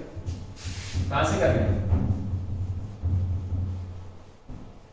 किस लेवल के रिस्पेक्ट में कर रहे हैं, ये बोलो ना। जीरो कहां पर मान रहे हैं पोटेंशियल एनर्जी, ग्राउंड। एक्चुअल में ग्राउंड की भी पोटेंशियल एनर्जी जीरो नहीं होती, वो हम मान लेते हैं। ठीक है, समझ में आया क्या? कि जैसे मान लो मैंने यहाँ पर जीरो पोटेंशियल एनर्जी जीरो माना, यहाँ से मैं ऊपर लेके गया, मैंने 100 जूल का वर्क किया, तो यहाँ पर पोटेंशियल एनर्जी कितनी हो जाएगी, 100 जूल। ये ग्राउंड है। समझ में आया क्या? Yes sir. तो ये हमने ऐसा माना हुआ है, यहाँ पे जीरो होती है पोटेंशियल एनर्जी। समझ में आया? मान लो अगर मैं इसको नीचे ले जाऊं तो, मान लो नीचे ले गया तो वर्क करने की जरूरत है क्या नीचे ले जाने के लिए? नीचे तो अपने आप चला जाएगा ना। हाँ। हाँ, तो ऊपर पोटेंशियल एनर्जी पॉजिटिव है तो नीचे क्या होनी चाहिए, नेगेटिव। या फिर तुम ऐसे सोचो, ये मान लो ग्राउंड लेवल है, मैंने एक होल किया और यहां पर ऑब्जेक्ट रखा हुआ है। अगर मैं यहां से यहां इसको लेके आया, मैंने 100 जूल का वर्क किया, कितने जूल का, 100 जूल का, तो पोटेंशियल एनर्जी बढ़ेगी ना कि नहीं बढ़ेगी? बढ़ेगी। समझ में आया? तो अगर मैंने यहाँ जीरो माना हुआ है तो मतलब यहाँ पे -100 जूल ही तो हुई होगी। तभी तो 100 जूल बढ़ेगी तो जीरो हो जाएगी। आप चाहो तो यहां पर जीरो मान लो, तो यहां 100 हो जाएगी और यहां 200 हो जाएगी, कोई फर्क नहीं पड़ता है, जहां इच्छा हुआ जीरो मान लो। समझ में आया क्या? इससे कोई फर्क नहीं पड़ता है, यहां तो एनर्जी का कंजर्वेशन है बस। चाहो तो आप यहां जीरो मान लो, तो यहां कितनी हो जाएगी? हाँ, 100 और यहाँ कितनी हो जाएगी? 100 और अगर हमने जीरो यहाँ माना तो नीचे कितनी होगी? -100 और ऊपर? 100 समझ में आया? ये चीज समझ में आई? हाँ सर तो हम पोटेंशियल एनर्जी ऐसा नहीं कि ग्राउंड पे ही मानना है जीरो, कहीं पे जहां पे भी इच्छा हो वहां पे मान सकते हैं। मान लो मैंने एक बिल्डिंग पर, एक बिल्डिंग यहां से, ग्राउंड तो ये था, ठीक है, मान लो मैंने यहां से यहां तक लिफ्ट किया एक बॉडी, तो कितना वर्क किया होगा? वही तो पोटेंशियल एनर्जी बढ़ी होगी। तो एक्चुअल में मैंने यहां से यहां तक जो लिफ्ट किया होगा उससे इसकी क्या बढ़ी होगी? Potential energy. समझ में आया क्या? Yes sir. तो यहां पर जीरो कहीं पर भी मानो, चाहो तो यहां जीरो मान लो। जैसे अगर मैंने यहां पर जीरो माना और अगर मैंने यहाँ 50 जूल का वर्क किया तो यहाँ पर पोटेंशियल एनर्जी कितनी हो जाएगी? 50 जूल। समझ में आया? हाँ सर और अगर मान लो तुम ग्राउंड पर ही जीरो मान लो, तुम्हारी इच्छा है ग्राउंड पर जीरो, तो मान लो यहाँ 100 है, तो यहाँ कितनी हो जाएगी? 150 जूल। समझ में आया? समझ में आया क्या? हाँ सर अब देखो इन सब में क्या सेम है? क्या हर जगह हम कुछ भी मान ले पोटेंशियल एनर्जी चेंज होती है कि नहीं होती है? अगर मैं रेफरेंस लेवल चेंज कर दूं, रेफरेंस लेवल वो होता है जहां पर पोटेंशियल एनर्जी हमने जीरो मानी, तो अगर मैं रेफरेंस लेवल चेंज कर दूं तो पोटेंशियल एनर्जी चेंज हो रही है। देखो मैंने यहाँ रेफरेंस लेवल माना तो यहाँ जीरो है, यहाँ 100 है, यहाँ -100 है। अगर मैंने इसको रेफरेंस लेवल माना तो यहाँ जीरो, यहाँ 100, यहाँ 200 है। समझ में आया? तो पोटेंशियल एनर्जी हाँ सर तो कुछ भी हो सकती है, डिपेंड करता है रेफरेंस लेवल पर। समझ में आया? Yes sir. बट क्या फिक्स है? चेंज इन पोटेंशियल एनर्जी, वो तो फिक्स है। रेफरेंस लेवल कहीं पे भी मान लो, क्या फिक्स है? Difference in potential energy fix है, और वही तो वर्क डन होता है। समझ में आया? देखो यहाँ डिफरेंस, अगर आप यहाँ पे रेफरेंस लेवल मानते हो तो 0 100, तो डिफरेंस कितना है? 100 जूल का। यहाँ पर अगर यहाँ जीरो मानते हो तो यहाँ का डिफरेंस फिर भी 100 का ही आ रहा है। सभी केस में देखो डिफरेंस कितना आ रहा है? 100 का 100। मतलब डिफरेंस उतना ही आ रहा है जितना वर्क किया, जो आपने स्टोर किया वही तो आ रहा है डिफरेंस। तो पोटेंशियल एनर्जी का जो कंसेप्ट है वो सिंपल इसी चीज पे डिपेंड करता है कि आपने कितनी एनर्जी स्टोर करी। तो वो जो change in difference in potential energy वो फिक्स है, फिर आप नीचे कितना मानो ऊपर कितना मानो उससे कोई फर्क नहीं पड़ता। समझ में आया? हाँ सर तो लिखो ये सब लिखो, फिर कुछ पॉइंट और मैं बोलता हूँ लिख लेना।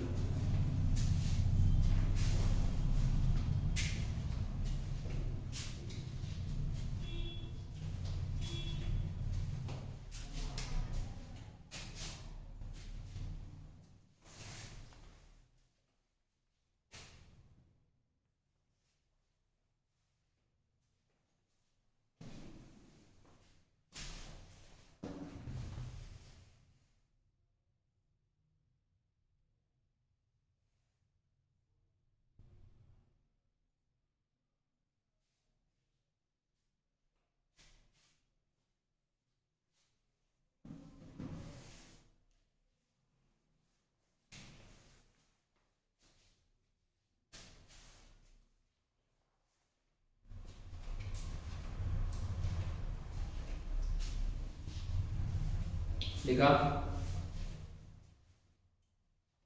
No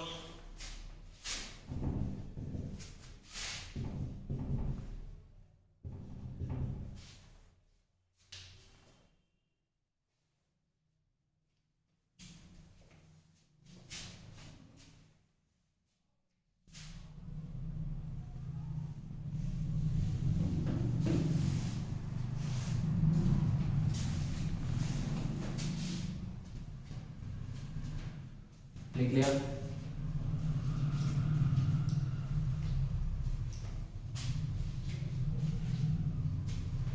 done sir. Done. 1 minute. तो क्या एक चीज समझ में आ गई कि रेफरेंस लेवल जहां पर भी माना हुआ है उसके ऊपर अगर जाते हैं तो पोटेंशियल एनर्जी बढ़ती है, नीचे जाते हैं तो कम होती है। ये समझ में आया? Yes sir. हाँ सर।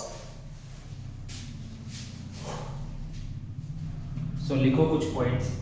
लिखो first point, reference level potential energy can be assumed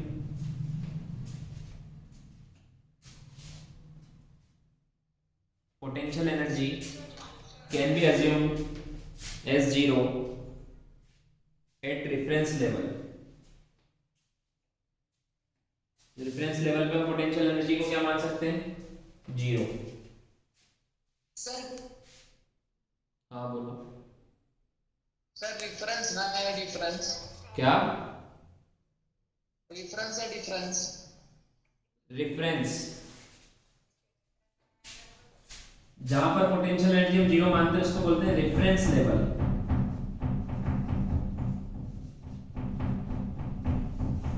reference level, reference frame, ठीक है, जहां से रेफरेंस सर रिपीट कीजिए ना। Potential energy can be assumed to be zero at reference level. लिखा? Yes sir.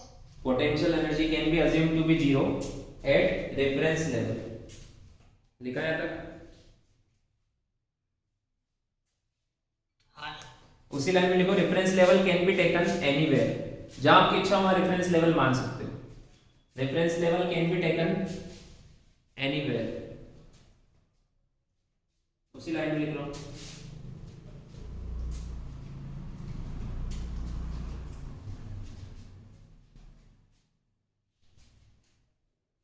लिखा?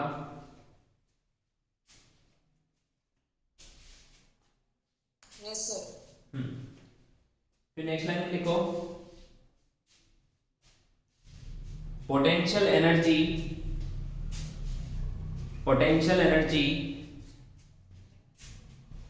above the reference level is positive। potential energy above the reference level is positive Sir, above? above the reference level is positive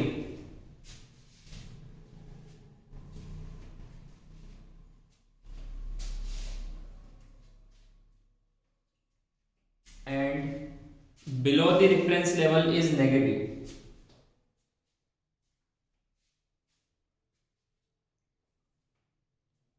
and below the reference level is negative।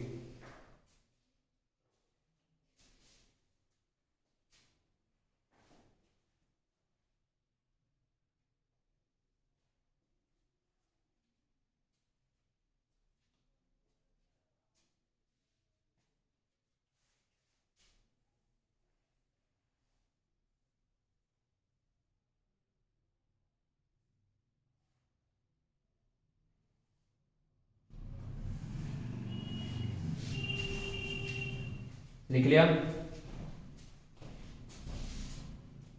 Yes sir. Next point लिखो, potential energy at any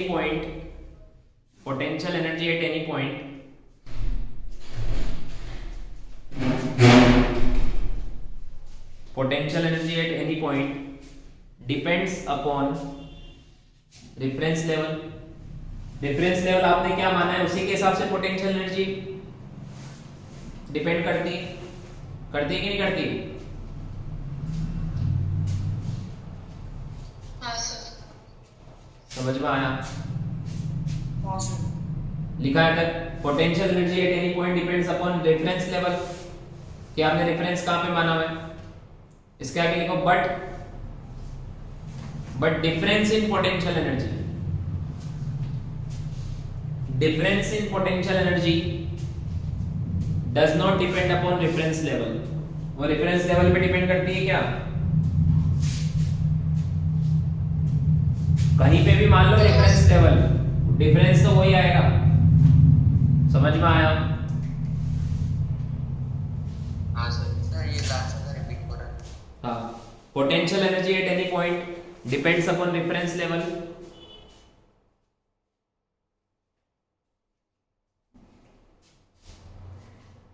Potential energy at any point depends upon reference level, but difference in potential energy does not depend upon reference level. वो तो fix है।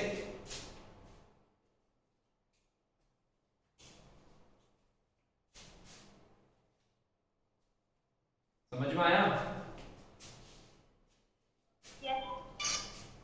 तो मुझे बताओ, मैंने यहाँ पे बोला 100 है, अगर मैंने यहाँ 0 माना है ना, फिर मैंने बोला 200 है, अगर मैंने नीचे 0 माना, तो किसी भी पॉइंट की पोटेंशियल एनर्जी मैंने फिक्स बताई है क्या अभी तक? फिक्स है क्या? वो तो किस पे डिपेंड कर रही है? Reference level. समझ में आया? एक्चुअल में इस पॉइंट पर या कहीं पर भी कितनी पोटेंशियल एनर्जी होती है, एग्जैक्ट पोटेंशियल एनर्जी कितनी होती है, वो तो हम सीखेंगे ग्रेविटेशन चैप्टर में। ग्रेविटेशन चैप्टर में हम निकालना सीखेंगे ग्रेविटेशनल पोटेंशियल एनर्जी। यहां पर तो हम क्या सीख रहे हैं कि कितना पोटेंशियल एनर्जी बढ़ी, कितनी कम हुई, डिफरेंस इन पोटेंशियल एनर्जी सीख रहे हैं हम तो यहां पे बस। समझ में आया? हाँ सर। हाँ, यस सर। वर्क जब भी हम वर्क करते हैं पोटेंशियल एनर्जी बढ़ जाती है, या फिर वर्क सिस्टम करता है तो कम हो जाती है, यही तो हो रहा है। समझ में आया?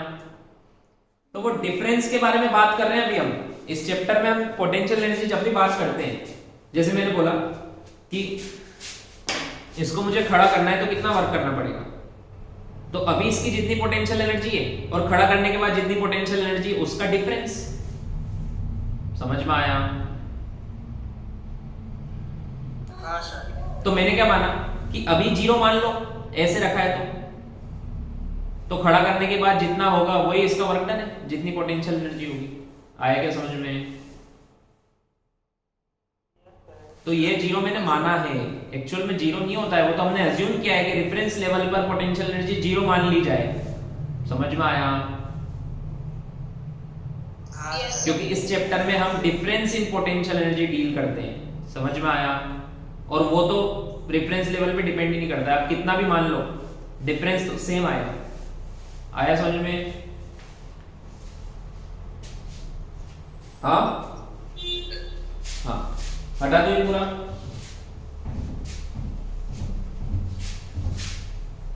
अब लिखो next topic, work energy theorem. Very very important, 4-5 star लगा लो इसके आगे। Work energy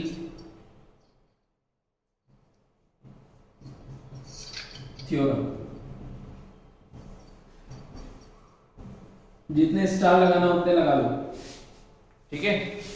work energy theorem.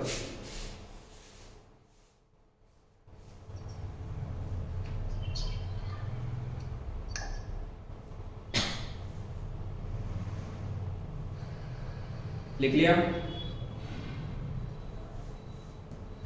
हाँ सर। अब देखो ये क्या थ्योरम है। देखो हमने Newton second law of motion से पढ़ा था कि बॉडी जो भी नेट फोर्स लगता है वो होता है मास इनटू एक्सीलरेशन। ये होता है कि नहीं होता है? फोर्स इज इक्वल टू होता है मास इनटू एक्सीलरेशन। अब बॉडी पर कितने force, different types of force लग सकते हैं? कितने डिफरेंट टाइप्स ऑफ फोर्स लग सकते हैं? जैसे एक्सटर्नल फोर्स लग सकता है ना, कंजर्वेटिव फोर्स लग सकता है, शॉर्ट में लिख रहा हूं मैं, ईएफ मतलब एक्सटर्नल फोर्स, सीएफ मतलब कंजर्वेटिव फोर्स जैसे ग्रेविटेशनल फोर्स, स्प्रिंग फोर्स। समझ में आया? नॉन कंजर्वेटिव फोर्स लग सकता है, एनसीएफ मतलब क्या है? Non conservative. जैसे फ्रिक्शन। समझ में आया? एयर रेजिस्टेंस, ये सब नॉन कंजर्वेटिव फोर्स है। और कौन कौन से फोर्स हमने पढ़े हैं? Pseudo force. पीएफ मतलब सूडो फोर्स। समझ में आया क्या? इतने, इनके अलावा तो कोई फोर्स बचा नहीं। एक्सटर्नल फोर्स में सब आ गया, टेंशन आ गया, नॉर्मल आ गया, सब एक्सटर्नल फोर्स में आ गया। कंजर्वेटिव फोर्स में क्या आ गया? ग्रेविटेशनल फोर्स, स्प्रिंग फोर्स, ये सब आ गया।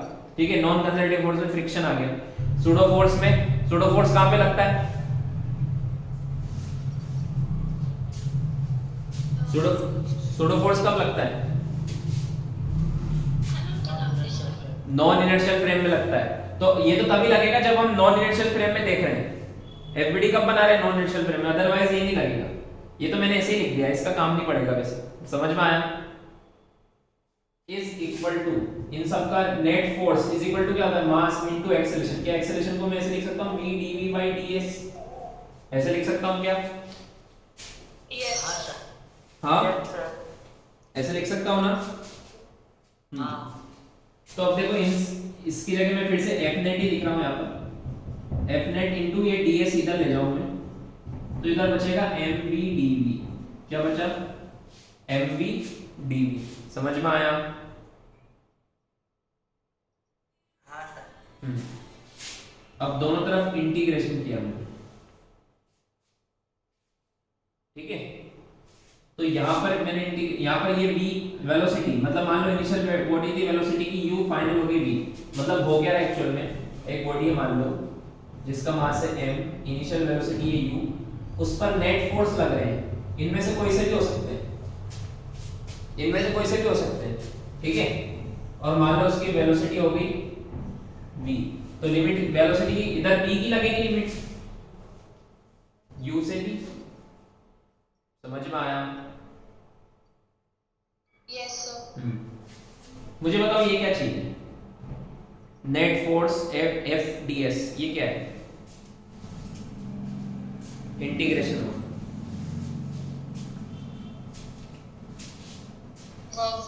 ये वर्क डन का ही तो फॉर्मूला है, ये वर्क का फॉर्मूला है ना ये। आया समझ में? Yes sir. तो ये हमें मिला work done by net force. जितने भी फोर्स है सबका work done is equal to, यहाँ पे लिमिट लगाऊंगा तो v स्क्वायर बाई 2 बनेगा ये।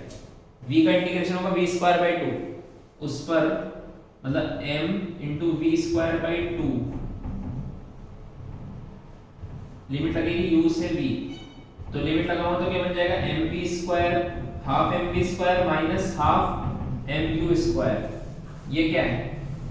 फाइनल काइनेटिक एनर्जी माइनस ये क्या है? Initial kinetic energy. समझ में आया क्या? हाँ सर। तो क्या ये आई work energy theorem, work done by net force is equal to k final minus k initial. It is called work energy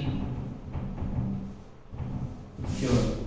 कि जो भी हम वर्क करते हैं, जितने भी फोर्स होते हैं, उन सबका net work done is equal to होता है change in kinetic energy of the body.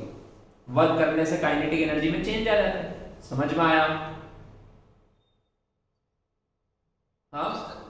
अब ये कौन कौन से फोर्स का वर्क डन हो सकता है? It is work done by external force plus work done by conservative force plus work done by non conservative force plus work done by pseudo force is equal to होता है k final minus k initial. समझ में आया क्या?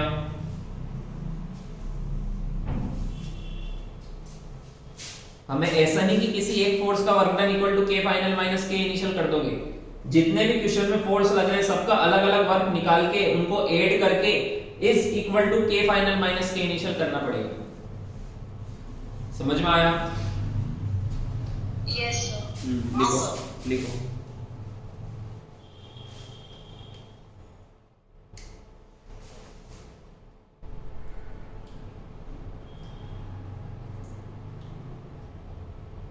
Sir हम लोग 11th में aerodynamics है क्या? नहीं है।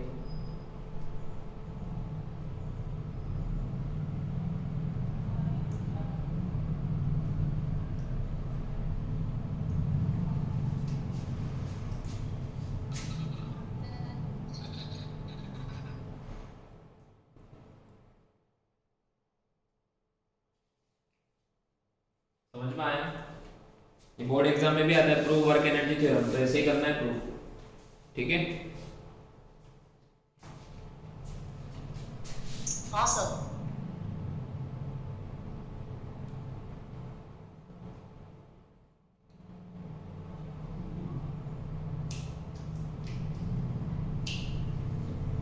तो इसका स्टेटमेंट क्या बनेगा?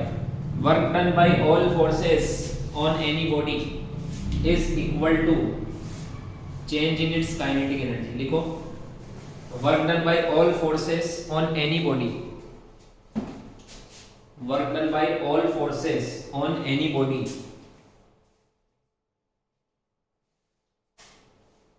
work done by all forces on any body is equal to change in its kinetic energy।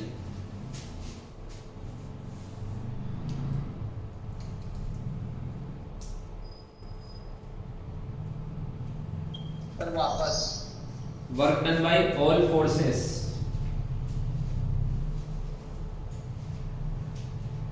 on any body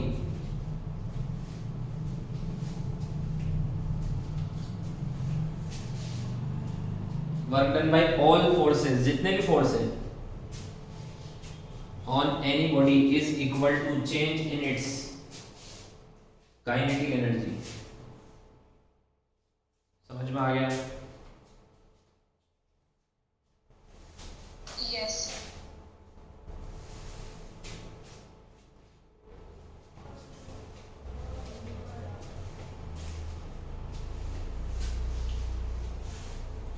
हटा दूं?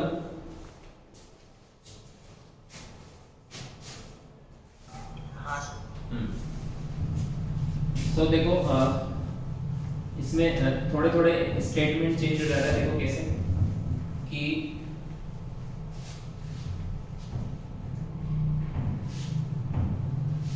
ये सारे फोर्स हैं जितने भी, है ना।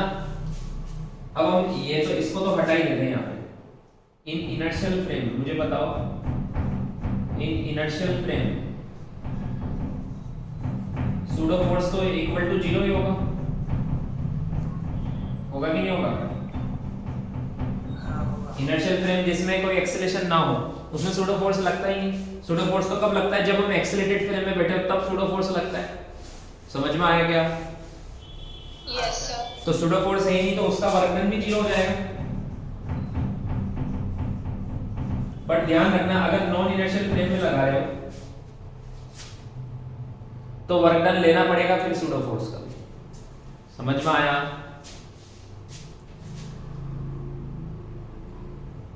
आगे समझ में? यस और सर। वर्क निकालना तो आता ही ना, फोर्स इनटू डिस्प्लेसमेंट करके, ठीक है। तो अब इसको भूल जाते हैं, अब इसको भूल जाते हैं क्योंकि अब हम इनर्शियल फ्रेम की बात कर रहे हैं। समझ में आया? अब देखो हमें क्या पता है, work done by conservative force क्या होता है? U initial minus U final,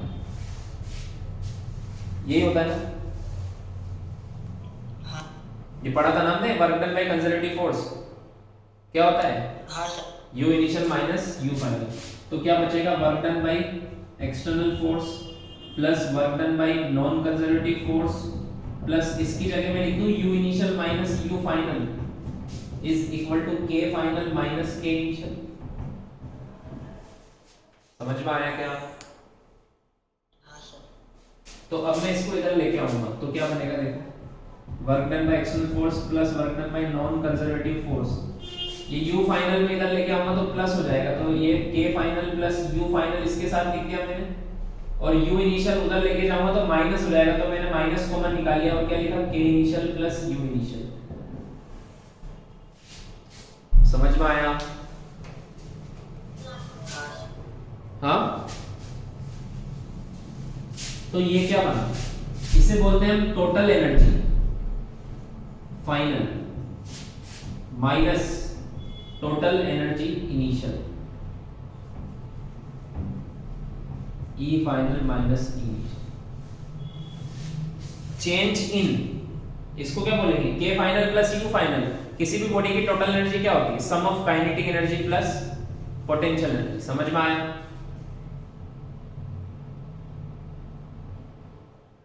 अरे ये सुनो, हाँ सर। तो इसको क्या बोला मैंने, ई फाइनल, ये टोटल एनर्जी, ई मींस टोटल एनर्जी, ये ई इनिशियल। तो यहां पर क्या क्या बचा था, work done by external force plus non conservative force if any is equal to होता है चेंज इन टोटल एनर्जी।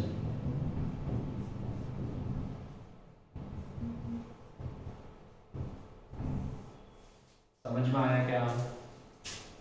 तो ये स्टेटमेंट अगर आया, अगर क्वेश्चन में लिखा हुआ है work done by external force and non conservative force is equal to, option में लिखा है change in kinetic energy, change in total energy, change in potential energy, तो क्या लगाओगे? Change in total energy. Yes. और क्वेश्चन में लिखा है कि work done by all force is equal to, option में change in kinetic energy, change in total energy, change in potential energy, तो क्या लगाओगे? Change in kinetic energy. समझ में आया क्या? तो ये क्वेश्चंस गलत कर देते हैं 95% स्टूडेंट्स, वो चेंज इन काइनेटिक एनर्जी लगाते हैं हमेशा, क्योंकि उन्होंने रट लिया है कि वर्क एनर्जी थ्योरम में क्या आता है, चेंज इन काइनेटिक एनर्जी आता है। अरे तो क्या हुआ, मैं इधर नॉन कंजर्वेटिव कंजर्वेटिव वाले को उधर लेके गया, इसका तो मैंने यहाँ लिख दिया, उधर लेके गया ना, तो क्या बन गया, चेंज इन टोटल एनर्जी बन गया। समझ में आया? तो एक स्टेटमेंट तो ये याद रखो कि work done by all forces होता है चेंज इन काइनेटिक एनर्जी। उस ऑल फोर्सेस में से अगर आप कंजर्वेटिव फोर्स को उधर ले जाओ तो इधर बन जाता है चेंज इन टोटल एनर्जी, और इधर जो भी फोर्स बचे उन सब का work done except conservative force क्या होता है, change in total energy. Yes. तो यहां तक लिखो, फिर एक और स्टेटमेंट लिखना। ये सब क्वेश्चंस मिलेंगे आपको, वहां गलत मत करना, ठीक है? लिखो।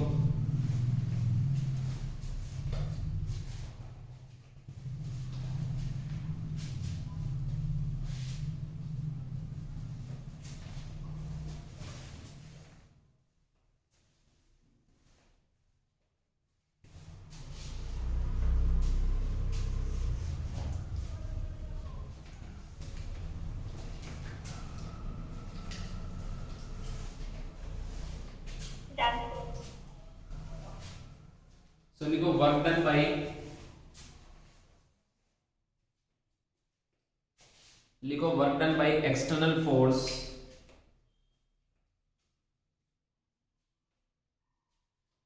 नॉन कंजर्वेटिव फोर्स, ब्रैकेट में लिखो if any, work done by external force non conservative force जैसे friction, if any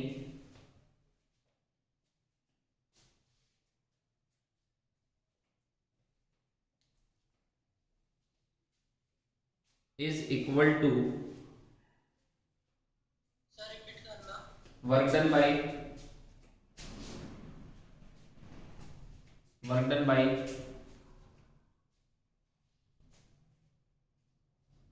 external force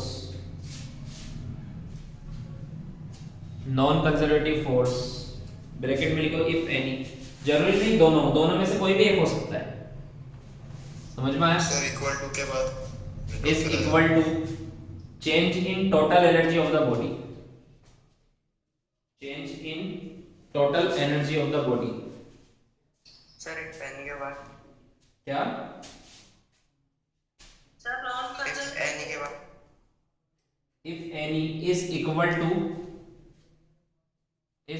to change in total sir energy, non conservative non conservative force if any, अरे अपनी language में लिख लो यार, इन दोनों का वर्क क्या होता है, चेंज इन टोटल एनर्जी होता है। ये खुद की लैंग्वेज में लिख सकते हो, हाँ ये सामने तो लिखा हुआ है स्टेटमेंट, इसको अपनी लैंग्वेज में लिखना है। लिख लिया? हाँ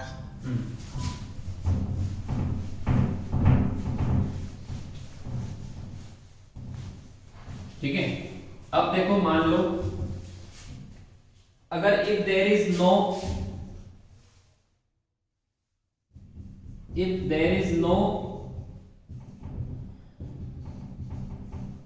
नॉन कंजर्वेटिव फोर्स, जैसे किसी क्वेश्चन में मान लो कोई कंजर्वेटिव फोर्स ही नहीं लग रहा है, समझ में आया? ओनली एक्सटर्नल फोर्स लग रहा है, तो उस केस में क्या लिखेंगे हम? तो work done by non conservative force क्या हो जाएगा? 0। ये अलग अलग टाइप के क्वेश्चन आते हैं, इसलिए मैं पहले बता रहा हूं थ्योरी। समझ में आया क्या? अगर कोई नॉन कंजर्वेटिव फोर्स ही नहीं है तो इसका वर्क डन 0 हो जाएगा ना? हाँ सर। हाँ सर। मुझे पता है अभी टाइम ज्यादा हो गया, तुम्हारे पढ़ने की इच्छा नहीं हो रही, बट ये टॉपिक तो कंप्लीट करना पड़ेगा। ये ध्यान से पढ़ो, ये इंपॉर्टेंट चल रहा है, छोड़ मत देना इसको। So work done by non conservative force 0 हो जाएगा, तो क्या लिखूंगा? इसकी जगह 0 तो क्या आएगा? Work done by external force क्या आएगा? K final plus U final minus K initial plus U initial. मतलब क्या है? E final minus E initial, है ना? हाँ सर। अब देखो, मैंने तुम्हें work done by external force का एक फॉर्मूला बताया था, वो था U final minus U initial. हाँ सर। फिर मैंने तुमको समझाया भी था ये कब लगाते हैं? जब हम स्लोली स्लोली लेके जा रहे हैं, मतलब काइनेटिक एनर्जी नहीं बढ़ा रहे। क्या नहीं बढ़ा रहे? बताया था ना कि स्लोली स्लोली लेके जा रहा हूं, काइनेटिक एनर्जी नहीं बढ़नी चाहिए, तब ये फॉर्मूला लगता है। अगर काइनेटिक एनर्जी भी बढ़ जाए तो work done by external force change in potential energy होगा या चेंज इन टोटल एनर्जी होगा? Total energy. क्योंकि अगर आप ज्यादा वर्क करोगे तो पोटेंशियल एनर्जी के साथ साथ काइनेटिक एनर्जी भी बढ़ जाएगी। आएगा समझ में? हाँ सर। तो ये कब लगाते हैं? when kinetic energy is constant। समझ में आया? वो आपको क्वेश्चन में पता लग जाएगा। अगर स्लोली स्लोली लिखा हुआ है, क्वेश्चन में क्या लिखा हुआ है? स्लोली स्लोली ऐसे लिखा हुआ है, तो K फाइनल और K इनिशियल कैंसिल हो जाएगा। धीरे धीरे ले जा रहा है तो काइनेटिक एनर्जी बढ़ेगी क्या? नो। समझ में आया? तो फिर वही फॉर्मूला आ जाएगा। आया समझ में? हाँ सर। तो मतलब एक्सटर्नल फोर्स क्या करता है? टोटल एनर्जी को बढ़ा देता है। अगर पॉजिटिव वर्क कर रहा है और नेगेटिव वर्क कर रहा है तो कम कर देगा। समझ में आया?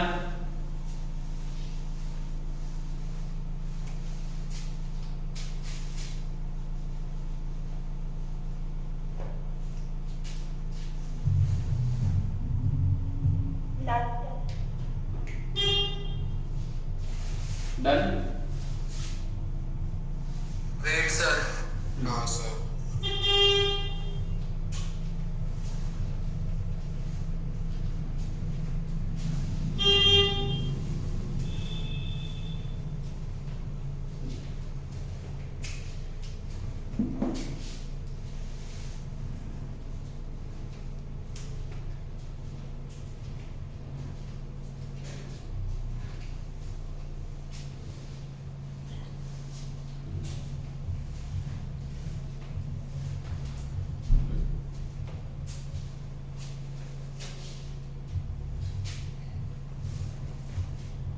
Done?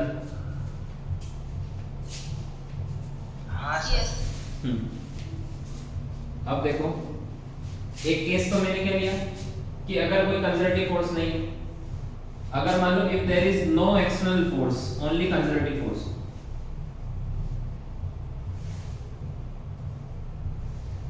if there is non-conservative force but no external force, कोई एक्सटर्नल फोर्स नहीं है,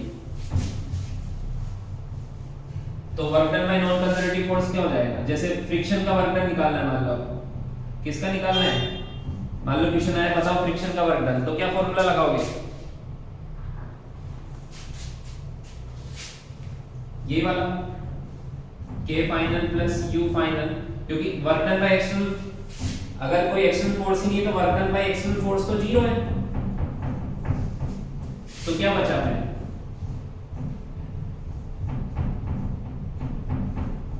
समझ में आया? तो work done by non conservative force भी क्या फॉर्मूला है? E final minus E initial. ठीक है? अब नॉन कंजर्वेटिव फोर्स तो हमेशा एनर्जी को डिसिपेट ही करता है, इट ऑलवेज डिसिपेट एनर्जी, तो एनर्जी हमेशा कम ही होगी, फाइनल एनर्जी हमेशा माइनस में आएगी, मतलब इनिशियल से कम ही आएगी। समझ में आया?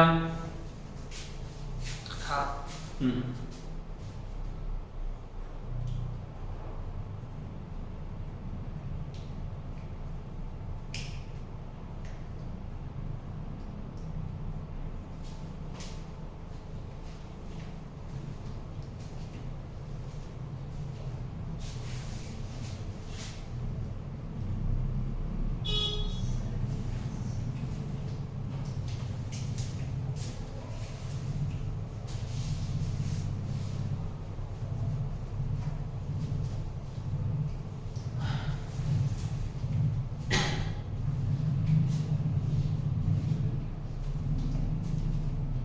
क्लियर? हाँ सर।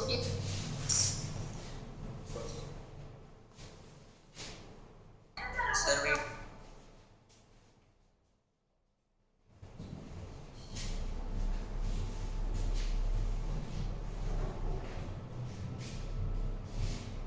Friends,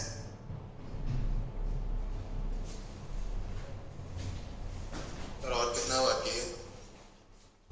थोड़ा सा और है। अब देखो सबसे इंपॉर्टेंट, जिस पे सबसे ज्यादा क्वेश्चन बनते हैं, कि if only conservative force are present, if only conservative force, पूरा लिख दो, if only conservative forces are present, मतलब और कोई फोर्स नहीं है, ओनली कंजर्वेटिव फोर्स ही लग रहा है, जैसे ग्रेविटेशनल फोर्स, स्प्रिंग फोर्स, है ना, ये सब कंजर्वेटिव है, मतलब ना तो कोई फ्रिक्शन लग रहा है ना कोई एक्सटर्नल फोर्स लग रहा है। तो मुझे बताओ work done by external force ये भी जीरो हो जाएगा, work done by non conservative force ये भी जीरो हो जाएगा, तो इस तरफ तो ये सब जीरो हो जाएगा। समझ में आया? हाँ सर। हाँ, तो क्या बचेगा फिर फाइनली? देखो हमें क्या पता था, अगर मैं शुरू से बोलूं कि work done by all forces is equal to क्या होता है, के फाइनल माइनस के इनिशियल, ये होता है ना वर्क एनर्जी थ्योरम, हाँ है ना। ऑल फोर्सेस में क्या होता है, work done by external force plus work done by non conservative force plus work done by conservative force is equal to k final minus k initial, ये होता है ना। हाँ सर अगर ओनली कंजर्वेटिव फोर्स प्रेजेंट है तो इसका work इसका वर्क ये तो जीरो हो जाएगा, तो क्या बचा, only work done by conservative force is equal to क्या आया, के फाइनल माइनस के इनिशियल, ये आया कि नहीं आया? हाँ सर और हमें पता है work done by conservative force होता है u initial minus u final, तो यहाँ पे क्या लिख दूंगा मैं, u initial minus u final is equal to क्या लिखूंगा, k final minus k initial. समझ में आया?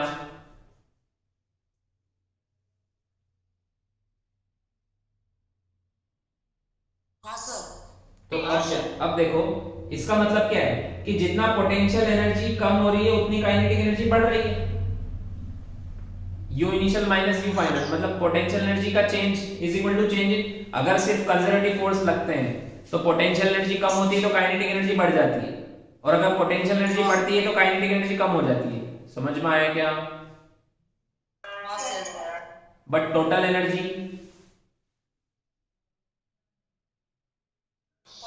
कांस्टेंट रहेगी, क्यों? तुम हाँ u फाइनल को इधर ले जाओ तो k इनिशियल को इधर ले जाओ तो क्या बनेगा, u initial plus k initial is equal to u final plus k final,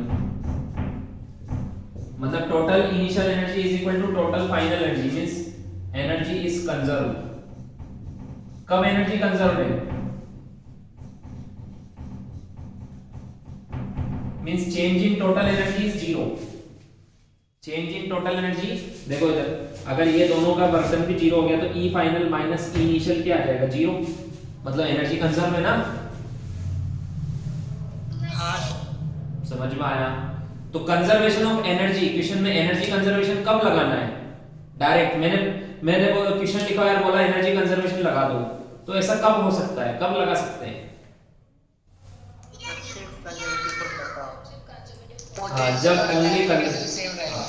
अब नेक्स्ट क्लास में हम इस पे क्वेश्चन करेंगे, तो कम से कम 10 बार ही पढ़ना मैंने क्या क्या पढ़ाया, कितने केस बताए, इनमें से कोई से भी केस पे क्वेश्चन आ जाएगा। समझ में आया?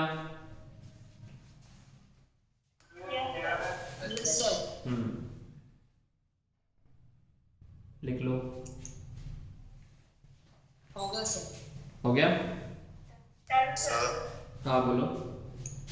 अभी 1 तारीख से चालू होने वाला है ना, फरवरी से? हाँ हाँ